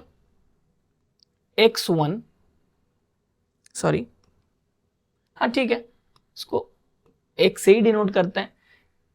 x1 इज इक्वल टू, अगर x हमें फाउंड आउट करना है तो क्या होगा, ये t इधर चला जाएगा, v इंटू टी हो जाएगा, राइट। तो 20 into 100 which is equal to 2000 metre. यह है x1। x2 निकालते हैं। अच्छा, अगर कंफ्यूजन हो रही है तो मैं इसे s1 और s2 ही कर देता हूं, क्योंकि ये डिस्टेंस है। s2 is equal to 30 metre per second into 50 second. ये कितना हुआ? 1500 मीटर, 1500 मीटर। अब हमें ये दोनों चीजें पता लग गई। टाइम हमें पता है, ओके। तो हम लोग यहां से एवरेज स्पीड निकाल सकते हैं। कैसे? इन दोनों को ऐड कर देंगे। क्या क्या ऐड करेंगे हम लोग? 2000 metre plus 1500 metre divided by time कितना है? 100 सेकेंड प्लस 50 सेकेंड। ओके, यहां पे यूनिट्स को मैंने नहीं लिखा है, यहां आप लिख सकते हैं इस तरह से। इसको ऐड करेंगे कितना आएगा? 3500 metre divided by 150 second. Okay, ये जीरो कैंसिल हो गया।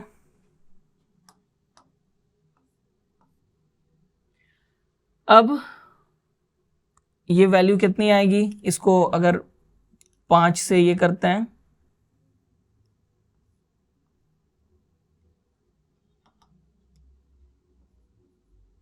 तो ये 70/3 मीटर पर सेकेंड। कुछ इसकी वैल्यू एक आएगी जिसे हम सॉल्व करके डेसिमल में कन्वर्ट कर सकते हैं। ओके, ये है हमारा answer. Average speed, average velocity कैसे निकलेगी अब देखते हैं। एवरेज वेलोसिटी होगी, चूंकि हमें पता है ये वाली डिस्टेंस कितनी है, 2000 मीटर, और ये वाली डिस्टेंस है 1500 मीटर। तो डिस्प्लेसमेंट तो फाइनल लेंगे ना, फाइनल और इनिशियल, इन दोनों का डिस्प्लेसमेंट। तो क्या होगा? ए और सी के बीच की डिस्टेंस जो होगी वही हमारी डिस्प्लेसमेंट होगी। डिस्प्लेसमेंट कितना होगा तब? x is equal to, actually 500 meters होगा। I think it is easy to understand क्यों होगा 500 मीटर्स। ओके, तो अगर यहां एरो दे देते हैं 500 मीटर्स किस डायरेक्शन में, इनिशियल टू फाइनल, यानी कि ये होगा डिस्टेंस का डिस्प्लेसमेंट का डायरेक्शन। इसीलिए v एवरेज जब निकालेंगे, एवरेज वेलोसिटी, तो ये होगा final displacement divided by delta t। तो ये हमें टाइम पता है 100 प्लस 50, ये हो जाएगा 500 डिवाइडेड बाय 150। तो यहाँ पर ये 0 0 कैंसिल हो गए हैं, ये कैंसिल होके होगा 3, ये हो जाएगा 10। So it is 10 by 3, 10 by 3 पर सेकेंड। ये है एवरेज वेलोसिटी। एवरेज स्पीड हो गई 70/3 और एवरेज वेलोसिटी हो गई 10/3। यहां पर इसकी डायरेक्शन होगी ये डायरेक्शन हमें किसी भी एक तरीके से बता देना पड़ता है ताकि समझ में आ जाए कि ये वेक्टर है ना, तो डायरेक्शन कहीं ना कहीं मेंशन होनी चाहिए। चलिए, आई होप ये क्लियर हो गया होगा, इट्स इजी। अगला question, a small object moves along a semi circular path of radius 2 metre. एक छोटा सा ऑब्जेक्ट है, एक सेमी सर्कुलर पाथ में मूव कर रहा है of radius 2 metre from point A to point B. The object completes this journey in a time of 5 second. 5 second में ये जर्नी कंप्लीट करता है। Determine the average speed and average velocity of the object during this motion. चलिए, ये semi circular एक path है। इस path पर पॉइंट ए से पॉइंट बी तक एक ऑब्जेक्ट जाता है और इसकी जो रेडियस है वो भी मेंशन्ड है 2 मीटर्स। ठीक है, अब हमसे पूछा गया है कि एवरेज स्पीड और एवरेज वेलोसिटी इस मोशन का बताना है, जबकि ये जर्नी 5 सेकेंड में ये हुई, ट्रैवर्स की गई। ये पूरा जो डिस्टेंस ट्रैवर्स किया गया 5 सेकेंड में, सॉरी। तो अब हमें बताना है कि एवरेज वेलोसिटी क्या है, एवरेज स्पीड क्या है। फाइन, यहां पर सबसे पहले हम लोगों को क्या निकालना है, हमें पता है टाइम। तो टाइम के साथ हमें डिस्टेंस भी पता करना होगा और डिस्प्लेसमेंट भी पता करना पड़ेगा, तब जाकर के हमें क्या पता चलेगा, स्पीड और एवरेज वेलोसिटी। चलिए, तो डिस्टेंस हम लोग पहले निकालते हैं। डिस्टेंस है सेमी सर्कल का आर्क। एक सर्कल का जो सर्कमफ्रेंस होता है कितना होता है, 2πr। तो एक सेमी सर्कल का ये जो आर्क है, सेमी सर्कुलर आर्क, इसकी लेंथ क्या होगी, πr। ओके, डिस्टेंस जो है वो होगी πr। ये समझ पा रहे हैं कैसे हो रहा है, 2πr होता है पूरा सर्कमफ्रेंस सर्कल का, तो उसको हाफ कर देंगे सिर्फ πr, तो ये होगा सेमी सर्कल का ये आर्क लेंथ। ओके, तो ये r क्या है, ये है 2 मीटर, ये रेडियस है, तो हमें पता है इसकी वैल्यू। तो ये हो गया 2π meter. 2π meter is the distance. Okay, अब हम लोगों को निकालना है क्या, एवरेज स्पीड। चलिए, एवरेज स्पीड निकालते हैं। स्पीड होगी v average is equal to 2π divided by 5 and this would be the answer. अब इसको हम लोग थोड़े से सुंदर हिसाब से ये कर सकते हैं। कैसे करेंगे, चलिए देखते हैं। इसे हम लिख सकते हैं 4π/10। कोई गड़बड़ है, ऊपर नीचे 2 से मल्टीप्लाई कर दिया हमने। अब उसके बाद इसे हम लिख सकते हैं 3.14 डिवाइडेड बाई 10, और ये कितना हो जाएगा, 12.56/10 which will be equal to 1.256 metre per second. ठीक है, सिंपल से कैलकुलेशन है, कुछ खास नहीं है। इस तरह से आप निकाल सकते हैं एवरेज स्पीड। अब अगर वेलोसिटी निकालेंगे तो उसके लिए हमें डिस्प्लेसमेंट निकालना होगा, और डिस्प्लेसमेंट कितना होगा, डिस्प्लेसमेंट होगा ए और बी के बीच की डिस्टेंस। तो ये डिस्टेंस कितनी है, देखिए यहां से सेंटर से ये डिस्टेंस कितनी है, उसकी रेडियस, और सेंटर से ये डिस्टेंस कितनी है, वो भी है रेडियस। तो ये पूरी डिस्टेंस जो है वो एक्चुअली डायामीटर है। तो डिस्प्लेसमेंट ए और बी के बीच की डिस्प्लेसमेंट कितनी होगी, वो होगी इस सर्कल का डायामीटर, और डायामीटर कितना है 2r, यानी कि रेडियस का डबल, ऐसे लिख सकते हैं। तो बेसिकली इसका मतलब क्या हुआ, ये 4 मीटर है। तो अगर और ए टू बी जा रहे हैं ना हम इस तरह से, यहां पर भी ये डायरेक्शन ऐसे होगी, तो इसीलिए अगर एक एरो देकर के 4 मीटर इन दिस डायरेक्शन हम ऐसे लिख सकते हैं। ओके, तो एवरेज वेलोसिटी कितनी होगी, एवरेज वेलोसिटी होगी by time which is equal to 4/5 metre per second, जिसका मतलब होता है 0.8 metre per second. Simple. 1.256 metre per second ये है एवरेज स्पीड, और एवरेज वेलोसिटी है 0.8 मीटर पर सेकेंड। इसी तरह से प्रॉब्लम सॉल्व करते हैं, और क्या। सिंपल लग रहे हैं क्वेश्चंस। चलिए, a vehicle moves along a straight road with an initial speed of v1, v1 है इनिशियल स्पीड, उस स्पीड से मूव किया गाड़ी ने। After a certain time it reverses its direction and returns to the starting point with a velocity of v2. Determine the average speed and average velocity of the entire journey. Fine. Body कहां से कहां move कर रही है, इस point से इस point तक ये मूव कर रही है बॉडी, लेकिन जब ये जा रही है तो ये वेलोसिटी v1 है, जब ये रिटर्न आ रही है तो वेलोसिटी v2 है, और इस पॉइंट से ही शुरू किया ए से बी और फिर ए पर ही खत्म किया इसको, लेकिन आने जाने की वेलोसिटी अलग है। तो हमसे पूछा जा रहा है कि एवरेज स्पीड और एवरेज वेलोसिटी बताओ। सबसे पहली चीज, इनिशियल और फाइनल पोजीशन सेम है, तो एवरेज वेलोसिटी जो होगी ये 0 होगी। ओके, ये वेक्टर क्वांटिटी है ना, तो जो 0 लिखते हैं उसके ऊपर भी एक वेक्टर देते हैं 0 वेक्टर को रिप्रेजेंट करने के लिए, तब ये दोनों इक्वेशन बराबर होगा ना, इधर भी वेक्टर क्वांटिटी है, इधर भी वेक्टर क्वांटिटी है। इसे 0 वेक्टर कहा जाता है, एक ऐसा वेक्टर जिसमें 0 जिसका मैग्नीट्यूड है, और 0 मैग्नीट्यूड की वजह से इसमें डायरेक्शन भी अनडिफाइंड है, मतलब कुछ पता नहीं चलेगा इसका क्या डायरेक्शन है, लेकिन एक डायरेक्शन है। ये एक प्रोटोकॉल है, एक लिखने का तरीका है, कंफ्यूज नहीं होना है देख करके इसको। एनीवेज, अब हम लोग करते हैं आगे, हमें क्या निकालना है, एवरेज स्पीड। अब यही हमारा चैलेंज है, एवरेज स्पीड निकालना। एवरेज स्पीड कैसे निकलेगा, हमें चाहिए डिस्टेंस और टाइम।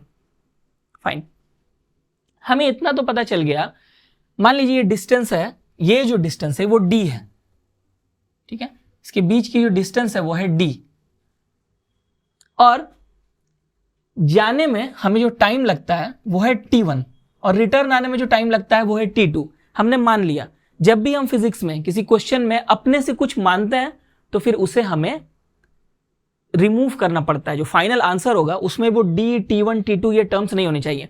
क्वेश्चन में क्या पूछा गया है, v1 और v2, तो फाइनल आंसर में भी v1 और v2 ही होने चाहिए।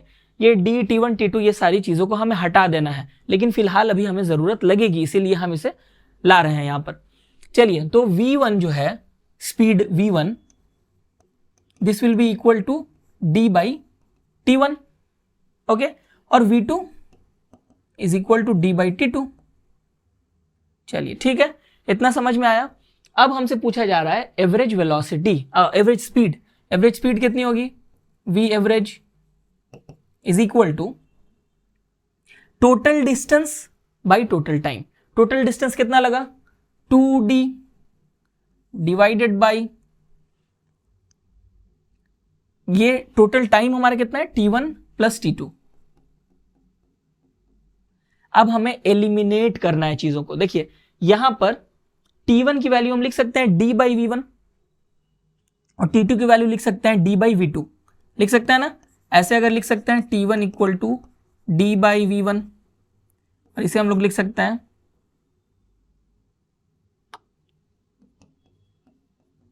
t2 is equal to d by v2।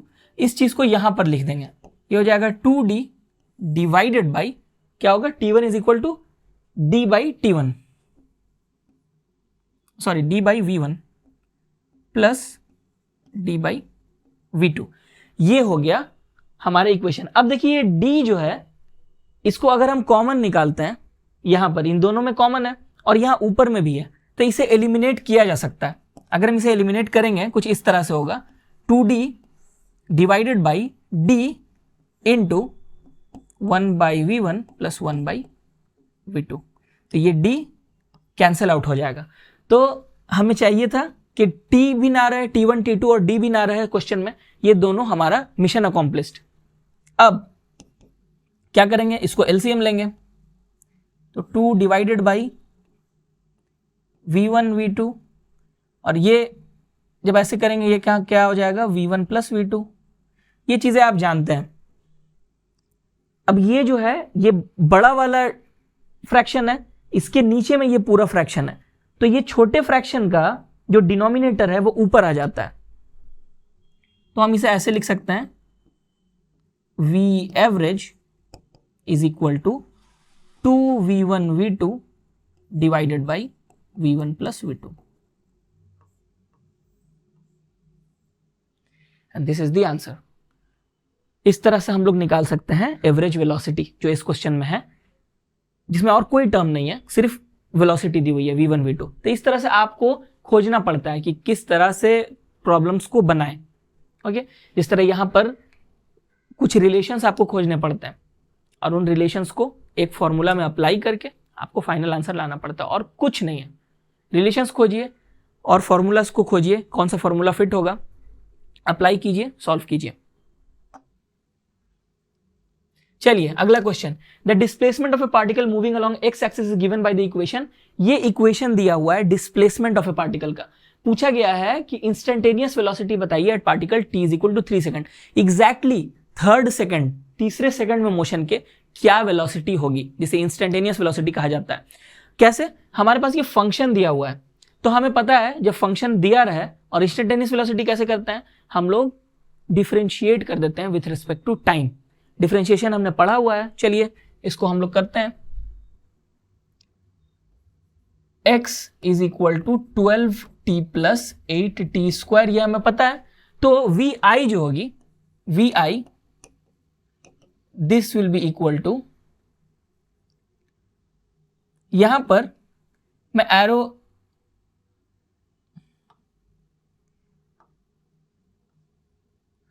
यहां पर मैं ये एरो नहीं दे रहा हूं। क्यों नहीं दे रहा हूं, मैं सिर्फ जो आंसर होगा उसमें मैं सिर्फ लिखूंगा मैग्नीट्यूड। अब बोलेंगे सर ये तो चीटिंग है, आपने अभी कहा कि स्केलर जो वेक्टर होते हैं उनमें मैग्नीट्यूड भी होती है, डायरेक्शन भी होता है, लेकिन आप फिर कैसे ओमिट कर सकते हैं। वो इसीलिए क्योंकि यहां पर हमें डायरेक्शन की कोई इंफॉर्मेशन नहीं दी गई है। ओके, तो यहां पर क्वेश्चन में पूछा ही जा रहा है कि ये भले ही वेक्टर क्वांटिटी है लेकिन इसका सिर्फ मैग्नीट्यूड बताओ। तो ऐसे क्वेश्चंस पूछे जाते हैं, और जब पूछे जाएंगे हमें ऐसा समझ में आ जाता है क्योंकि यहाँ पे कुछ भी नहीं है, कोई भी तरीका नहीं है पता लगाने का कि क्या डायरेक्शन है। जब कुछ भी नहीं लिखा है तो यहाँ पर हमें बार बार एरो देने की जरूरत नहीं है। ये vi equal to dx divided dx dt। चलिए ठीक है, अब क्या करेंगे, इसे हम ऐसे लिख सकते हैं d dt ऑफ, ये x की वैल्यू यहां लिख देंगे 12t प्लस 8t स्क्वायर। ठीक है, अब क्या करेंगे, जैसे हमें पता है कि ये इंडिविजुअली ये दोनों टर्म्स में ये डिफरेंशिएशन होगा, और ये जो टर्म है हमारा जो कांस्टेंट टर्म है वो बाहर निकल आता है। यानी कुछ इस तरह से हम इसे लिख सकते हैं। इतना हमने कराया हुआ है पहले से, अगर आपने नहीं किया है तो हमारे वीडियोस को देख लीजिए डिफरेंशिएशन की, ताकि यहां पर कोई कंफ्यूजन ना हो। ठीक है, अब क्या करेंगे, D D T of T क्या होगा, दोनों चीजें सेम है, ये हो जाएगा 1, तो यहां पर होगा 12 into 1 plus 8 into D D T of T square. Power नीचे आता है और फिर ये सर की पावर 1 कम हो जाती है, यानी ये होगा 2t। इसे हम कैसे लिखेंगे फाइनली, 12 प्लस 16t। ये हो गया हमारा फाइनल इंस्टेंटेनियस वेलोसिटी। लेकिन ये भी एक एक्सप्रेशन है, यहां पर t की जो भी वैल्यू बैठाएंगे उस हिसाब से इंस्टेंटेनियस वेलोसिटी की वैल्यू मिलेगी हमें उस सेकंड। तो हमें चाहिए t is equal to 3 second पर, तो हम कैसे लिखेंगे, इसको रिप्रेजेंट कैसे करते हैं हम लोग, vi फिर एक खड़ी पाई दे करके हम लिखते हैं यहां पर t इज इक्वल टू 3, यहां सबस्क्रिप्ट में। ये तरीका है लिखने का, इसका मतलब हुआ instantaneous velocity at t equal to 3 second. तो क्या होगा, t की जगह पर हम लिखेंगे 3, तो ये हो जाएगा 48 और ये कितना होता है 60। यहां पर कोई यूनिट दिया है? यूनिट नहीं दिया हुआ है कि ये मीटर है या क्या है, तो हम लोग भी इसी तरह से रहने देंगे। ओके, अगर दिया रहता है कि यहां पर कोई यूनिट है मीटर्स का, तो यहां पर हम मीटर लिखते, या यहां पे टाइम की यूनिट हमें पता है सेकंड, तो हम यहां पे लिख सकते हैं 60 यूनिट पर सेकंड।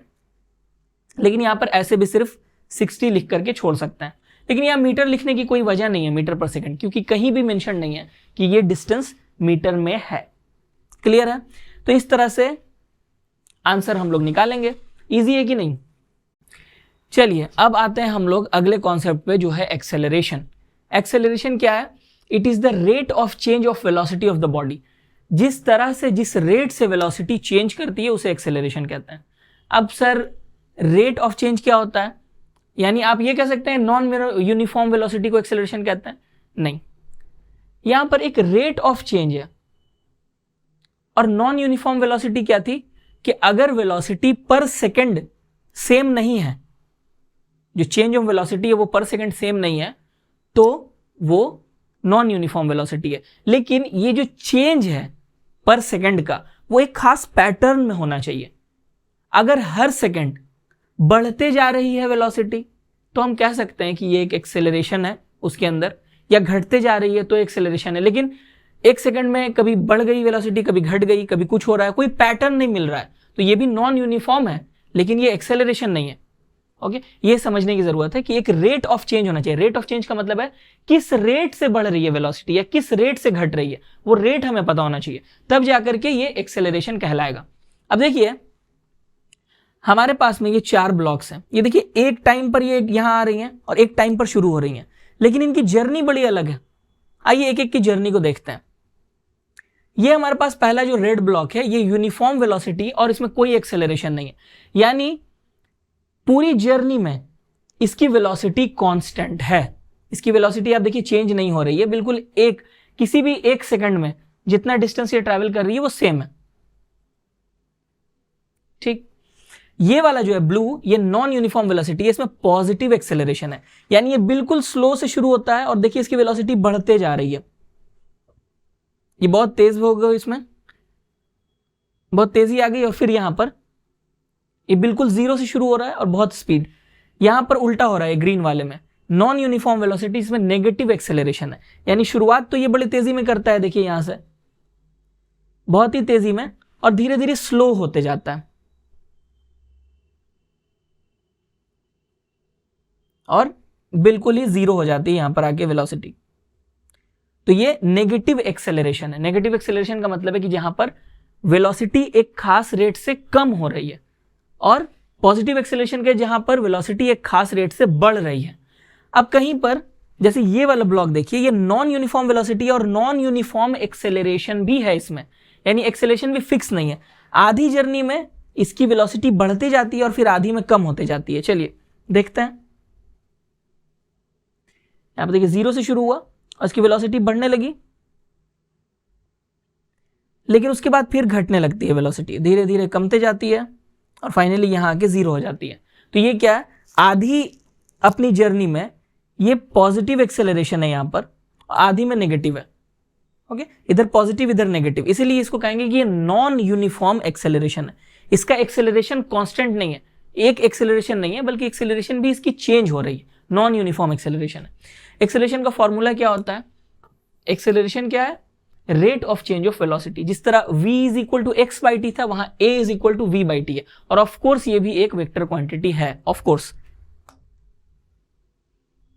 अच्छा, एक्सेलरेशन में भी बिल्कुल सेम वही चीजें हैं, यूनिफॉर्म एक्सेलरेशन, फिर एवरेज एक्सेलरेशन होगा, total velocity divided by total time, instantaneous acceleration, जहां पर हम लोग वेलोसिटी को अगेन डिफरेंशिएट कर देते हैं, तो वहां से हमें मिलता है इंस्टेंटेनियस एक्सेलरेशन। तो ये एक्सेलरेशन के बारे में बेसिक चीजें हैं। चलिए एक प्रॉब्लम करके समझते हैं। A car moves along a straight road such that its position is given by, यहां पर हमें पोजीशन पता है इतने metre, where T is in second. अच्छा, यहां पर मीटर बता दिया गया है भाई। एवरेज वेलोसिटी यहां पे क्या खोजना है? Average velocity of the car between T is equal to 2 second and T is equal to 5 second. इन दोनों के बीच में एवरेज वेलोसिटी ऑफ कार क्या है। ठीक, चलिए पहले इसको सॉल्व करते हैं। अच्छा, एक चीज यहां पर हमने जाना कि इंस्टेंटेनियस वेलोसिटी कुछ ऐसी होती है और इंस्टेंटेनियस एक्सेलरेशन ऐसी होती है। तो एक बार जब हमने x को डिफरेंशिएट किया टाइम से तो आ गया इंस्टेंटेनियस वेलोसिटी, और इस वेलोसिटी को हमने अगेन टाइम से डिफरेंशिएट किया तो आ गया इंस्टेंटेनियस एक्सेलरेशन। तो इसका मतलब है इस पोजीशन को x को अगर हम 2 बार डिफरेंशिएट करते हैं तो हमें एक्सेलरेशन मिल जाता है। यानी ये फॉर्मूला भी आपको याद रखना है। इसको ये जो d2 dx dt2 है, इसका मतलब होता है कि 2 बार डिफरेंशिएट किया गया। डरने की जरूरत नहीं है इसको देख करके, इसका मतलब है 2 बार डिफरेंशिएट इसे करते हैं हम तो हमें मिलता है इंस्टेंटेनियस एक्सेलरेशन। यहां पे भी देखिए हमें पोजीशन का फंक्शन दिया हुआ है, लेकिन वहां से एक्सेलरेशन क्या निकाल सकते हैं बड़ी आसानी से, क्योंकि हम इसे 2 बार डिफरेंशिएट कर देंगे। इंस्टेंटेनियस एक्सेलरेशन ऐसे निकलेगा। तो लेकिन इंस्टेंटेनियस हमें बाद में निकालना है। पहले यहां पे पूछा गया average velocity of the car between t = 2 second and t = 5 second. Average velocity कैसे निकलती है, हमें निकालना होगा instantaneous velocity at t = 2 second and t = 5 second. Sorry, instantaneous जो पोजीशन है एट t = 2 सेकंड और 5 सेकंड, इन दोनों में पोजीशन क्या है, x की वैल्यू हमें पता है। तो x = 3t² - 5t + 2, ये हमें पता है। यहां से हम पोजीशन निकालेंगे, ये है कि t की वैल्यू चेंज करने पे पोजीशन क्या होगी, ये फंक्शन से पता चलता है।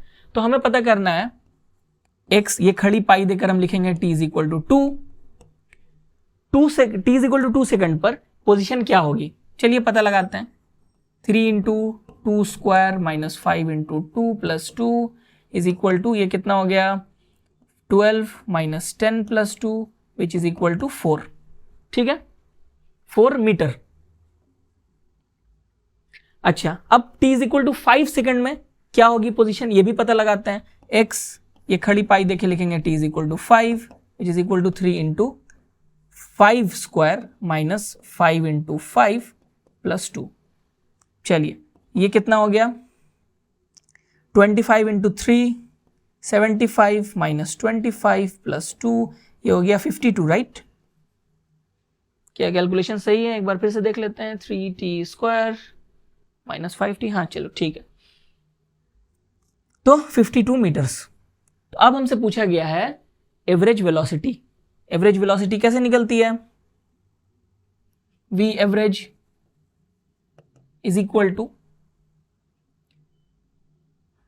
डेल्टा t, यानी कि ऐसे लिख लेंगे x, t = 5 में जो पोजीशन थी उसको घटा देंगे t = 2 की पोजीशन से, और पूरे को डिवाइड करेंगे किस चीज से, टोटल टाइम से। टोटल टाइम क्या है, ये 5 सेकंड - 2 सेकंड। तो हमें क्या मिलेगा 52 - 4 / 3।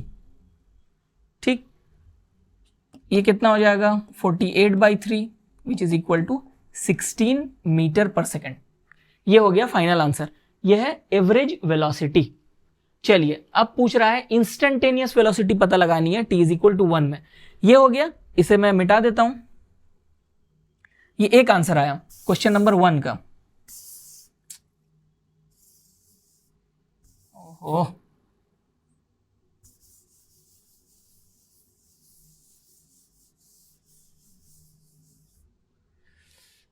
Instantaneous velocity eight 1 t = 1 second. अब देखिए इंस्टेंटेनियस वेलोसिटी कैसे निकालेंगे, पोजीशन फंक्शन दिया है, इसे हम डिफरेंशिएट कर देंगे। डिफरेंशिएट करेंगे तो क्या होगा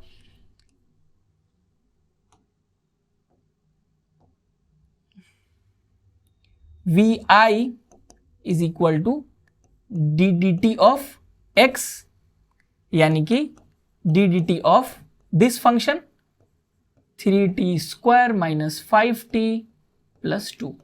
चलिए अब इसको डिफरेंशिएट करते हैं। कैसे करेंगे पता है आपको कैसे होगा, 3 × ये t² का डिफरेंशिएशन होगा 2t - 5 × 1, t का डिफरेंशिएशन 1 प्लस ये कांस्टेंट टर्म 0। चलिए तो क्या हो गया 6t - 5। अब हमसे पूछा गया है क्या t = 1 सेकंड पे इंस्टेंटेनियस वेलोसिटी, यानी vi at t is equal to 1, कितना होगा 6 into 1 minus 5 which is equal to 1 metre per second. तो पहले सेकंड में t इज इक्वल टू 1 में वेलोसिटी कितनी है 1 मीटर पर सेकेंड। ठीक है, क्लियर। अगला question, instantaneous acceleration at t is equal to 3 second. Instantaneous acceleration, अब इस इंस्टेंटेनियस वेलोसिटी को अगर हम अगेन डिफरेंशिएट कर देंगे तो हमें मिल जाएगा इंस्टेंटेनियस एक्सेलरेशन। तो चलिए करते हैं, ए आई, ये क्वेश्चन नंबर 2 था, यहां पर करते हैं 3। A I is equal to D D T of V I which would be equal to D D T of 6t minus 5।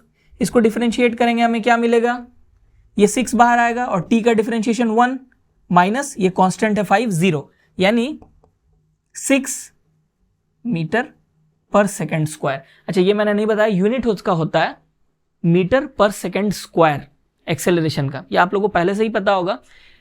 यहां पर ये 6 मीटर पर सेकेंड स्क्वायर एक कांस्टेंट एक्सेलरेशन आई, यहां पे पूछा गया t इक्वल टू 3 सेकेंड। ये जो वैल्यू है ये हर सेकंड के लिए कांस्टेंट है, ये कांस्टेंट वैल्यू है। t की वैल्यू कुछ भी हो, एक्सेलरेशन की value 6 metre per second square ही रहेगी हमेशा। चलिए अब पूछा गया है when the particle is at rest. Rest पे ये पार्टिकल कब आएगा, रेस्ट पे कब आएगा, हमें टाइम बताना है, किस टाइम पर ये पार्टिकल रेस्ट में आएगा। कैसे निकालेंगे, वेरी सिंपल, ये वेलोसिटी, इंस्टेंटेनियस वेलोसिटी जब 0 होगी तभी तो रेस्ट पे आएगा ना। यानी हम ऐसे लिखेंगे, अगर ये क्वेश्चन नंबर 4, अगर ये लिखते हैं कि v i is equal to क्या था 6t minus 5 is equal to 0। अगर ये वैल्यू 0 हो जाएगी जिस t की वैल्यू के लिए, वही होगा। तो t की वैल्यू कितनी होगी, ये आप निकाल सकते हैं, ये होगी 5/6। This is the answer, 5/6 second. 5/6 second जब होगा तब जो पार्टिकल है वो रेस्ट में आ जाएगा, यानी उसकी वेलोसिटी 0 हो जाएगी। चलिए question number 9, the position of a particle moving along the x axis is given by the equation this. ये पोजीशन दिया हुआ है, हमें निकालना है t is measured in seconds, calculate the following. अब ये चीजें हमें कैलकुलेट करनी है। What is the average velocity of the particle from t is equal to 0 to t is equal to 3 second. पहले ये निकालते हैं, फिर से पढ़ते हैं। The position of a particle moving along x axis, अगर हम मान लेते हैं ये एक्स एक्सिस है, तो एक पार्टिकल है जो अलोंग एक्स एक्सिस मूव कर रही है। इक्वेशन दिया हुआ है 4t cube minus 3t square. चलिए अब है what is the average velocity of the particle. एकदम सेम वही क्वेश्चन है। Average velocity of the particle निकालने के लिए हमें निकालना होगा x at t equal to 0, यहां पर ये 0 minus 0 0, x at t equal to 3 क्या होगा 4 into 3 cube minus 3 into 3 square which is equal to कितना हो जाएगा, देखिए 4 इंटू 27 माइनस 3 इंटू 9। ओके, तो ये कितना हुआ 108, एम आई राइट, माइनस 27, इसको घटाकर कितना आएगा 81 आई थिंक। चलिए तो ये हो गया हमारा position at t is equal to 3। तो एवरेज वेलोसिटी कितनी होगी, v average is equal to position t is equal to x is equal to x at t is equal to 3 minus x at t equal to 0 divided by 3 minus 0, यानी total time तो यही है 3 minus 0। तो यहां पर ये होगा 81 minus 0 divided by 3, और ये कितना हो गया, ये 27 आएगा, 27 मीटर पर सेकेंड। चलिए this is the answer. Average velocity कितनी आई 27 मीटर पर सेकेंड। ओके, अच्छा यहां पर भी मीटर्स नहीं दिए हुए हैं, यहां पे नहीं लिखा है कि क्या यहां पर ये होगा, तो हम लोग इसको इस तरह भी छोड़ सकते हैं 27, क्योंकि यूनिट्स मेंशन नहीं है कि वो मीटर है। Next, determine the expression for velocity vt and acceleration at of the particle. Expression निकालना है vt और at के लिए। देखिए यहां पर मैंने पहले भी बताया ये कि ये जो ब्रैकेट में t है, इट डिनोट्स कि ये एक फंक्शन है, और ये फंक्शन किस चीज पर डिपेंड करता है, v की वैल्यू किस चीज पर डिपेंड करती है, ये ब्रैकेट में जो वैल्यू है उस पर डिपेंड करती है, यानी t पर। v की वैल्यू t पर डिपेंड करती है, तो v is a function of t। ठीक, तो vt और at बेसिकली हमें इक्वेशन पूछा जा रहा है, ये जिस तरह से है ना, इसी तरह से v और a की वैल्यू क्या होगी इस टर्म में, इस तरह से। बहुत इजी है। वेलोसिटी कैसे निकालेंगे, इसको डिफरेंशिएट कर देंगे। जब इसको डिफरेंशिएट करेंगे तो क्या होगा, ऐसे ही हम लिखेंगे जिस तरह क्वेश्चन में पूछा है, v of t is equal to d dt of ये वाली value 4t cube minus 3t square, 4t cube minus 3t square is equal to क्या होगा, 4 into 3t square minus 3 into 2t। तो फाइनल इक्वेशन क्या होगा हमारा, function 12t square minus 6t। चलिए ये हो गया फंक्शन ऑफ वेलोसिटी। अब फंक्शन ऑफ एक्सेलरेशन क्या होगा, a of t is equal to, again इस चीज को डिफरेंशिएट कर देंगे, तो d dt of v which would be equal to क्या होगा, dt 12t square minus 6t। चलिए तो इसको डिफरेंशिएट करेंगे, ये हो जाएगा 12 इंटू 2t माइनस 6। ये जो t है, t का डिफरेंशिएशन 1 होगा, तो ये माइनस 6, तो ये आंसर हो जाएगा इसका 24t माइनस 6। ये है एक्सेलरेशन फंक्शन और ये है वेलोसिटी का फंक्शन। चलिए ये हो गया। अब है कि at what time does the particle experience zero acceleration and at what time the velocity at, what is the velocity at that time. किस टाइम में जीरो एक्सेलरेशन होगा बॉडी में, और जब होगा उस वक्त में वेलोसिटी क्या होगी। अच्छा यहां से एक चीज मैं बताता चलूं, ये सब चीजें हैं जो प्रॉब्लम करते करते होती हैं, ज्यादा थ्योरी पढ़ के फायदा नहीं है। प्रॉब्लम्स बनाइए और वहां पे जो सिचुएशंस आएंगे उसके हिसाब से पढ़ाई कीजिए, वो ज्यादा एंटरटेनिंग भी है, ज्यादा चीजें समझ में आती हैं। यहां पर एक चीज समझिए कि कोई किसी चीज की अगर वेलोसिटी जीरो है तो जरूरी नहीं है एक्सेलरेशन जीरो, या एक्सेलरेशन जीरो है तो जरूरी नहीं है कि वेलोसिटी जीरो। ओके, जैसे अगर कोई चीज रुकी हुई है, मोशन में नहीं है, लेकिन वहां से शुरू हो रही है, राइट, वहां से मूव कर रही है, इसका मतलब कि जब ये रेस्ट में है तब इसके अंदर कुछ तो एक्सेलरेशन है जो इसको अगेन इसकी वेलोसिटी को बढ़ा रहा है। समझ में आया। और उसी तरह अगर कोई चीज वेलोसिटी है किसी चीज के अंदर, जरूरी नहीं है उसके अंदर एक्सेलरेशन हो, एक्सेलरेशन जीरो हो सकती है। तो एक्सेलरेशन और वेलोसिटी ये दोनों इंडिपेंडेंट हैं।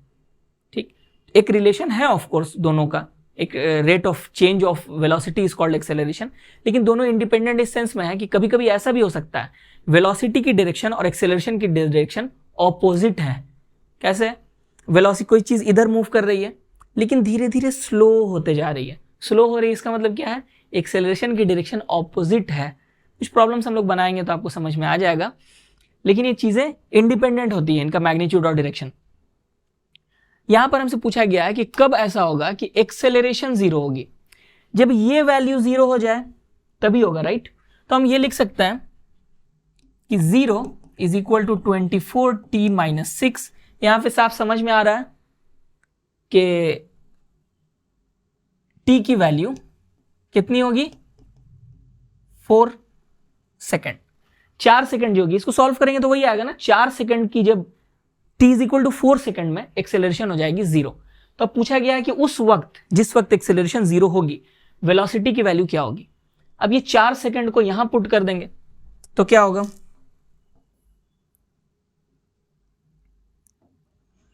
तो हम लोग ऐसे लिख सकते हैं ना कि v4, देखिए vt था यहां पर, ये फंक्शन को लिखने का तरीका है। जब इस तरह हम लोग लिखेंगे फंक्शन को v ऑफ t, तो यहां पर t की वैल्यू जब 4 होगी तो हम ऐसे लिखेंगे v4 इज इक्वल टू ये वैल्यू है 12 into 4 square minus 6 into 4 which is equal to क्या होगा 12 इंटू 16 माइनस 24।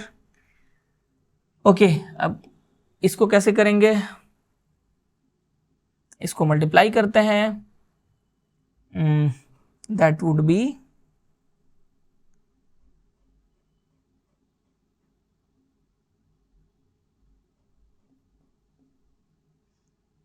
सो ये हो जाएगा 192, एम आई राइट,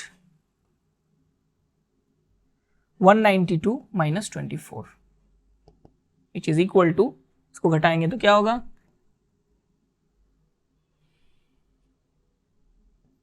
168, तो 168 metre per second, this is the answer. चलिए, समझ में आ गया। तो ये था हमारा आज का लेसन जो था इंट्रोडक्शन टू मोशन, जहां पे हमने सीखा डिस्प्लेसमेंट, डिस्टेंस, एक्सेलरेशन, वेलोसिटी, ये सारी टर्म्स को हमने समझा, कुछ प्रॉब्लम्स बनाए, एक अपना हाथ साफ किया इस पूरे कॉन्सेप्ट पर। अब अगर वीडियो आपको पसंद आया तो लाइक कीजिए, कमेंट कीजिए, शेयर कीजिए ज़रूर ऑफ कोर्स, और पसंद नहीं आया वो भी लिखकर बताइए, क्या क्या गलतियां मैंने की हैं वो भी लिख के बताइए, जो करना है भाई कीजिए, लेकिन हमारी वीडियो के साथ इंटरैक्ट कीजिए, डिसलाइक करना है वो भी कर दीजिए, सब्सक्राइब ज़रूर कीजिए बाय द वे, ताकि अगली वीडियो पर भी डिसलाइक कर सके। तो कुछ भी कीजिए, इंटरैक्ट कीजिए वीडियो के साथ में। अगला जो हमारा सेशन होगा उसमें हम लोग और ज़्यादा डेप्थ में जाएंगे, इस इंट्रोडक्शन टू मोशन के बाद में और ज़्यादा डेप्थ में बहुत सारे टॉपिक्स को पढ़ेंगे, बहुत सारी चीज़ें अभी और आने वाली हैं। यहाँ पर लगभग 3 से 4 क्लासेस होने वाले हैं टोटल आगे इस सब्जेक्ट पर, इस चैप्टर पर। तो हैंग ऑन, मिलते हैं अगली वीडियो में। Until then take care.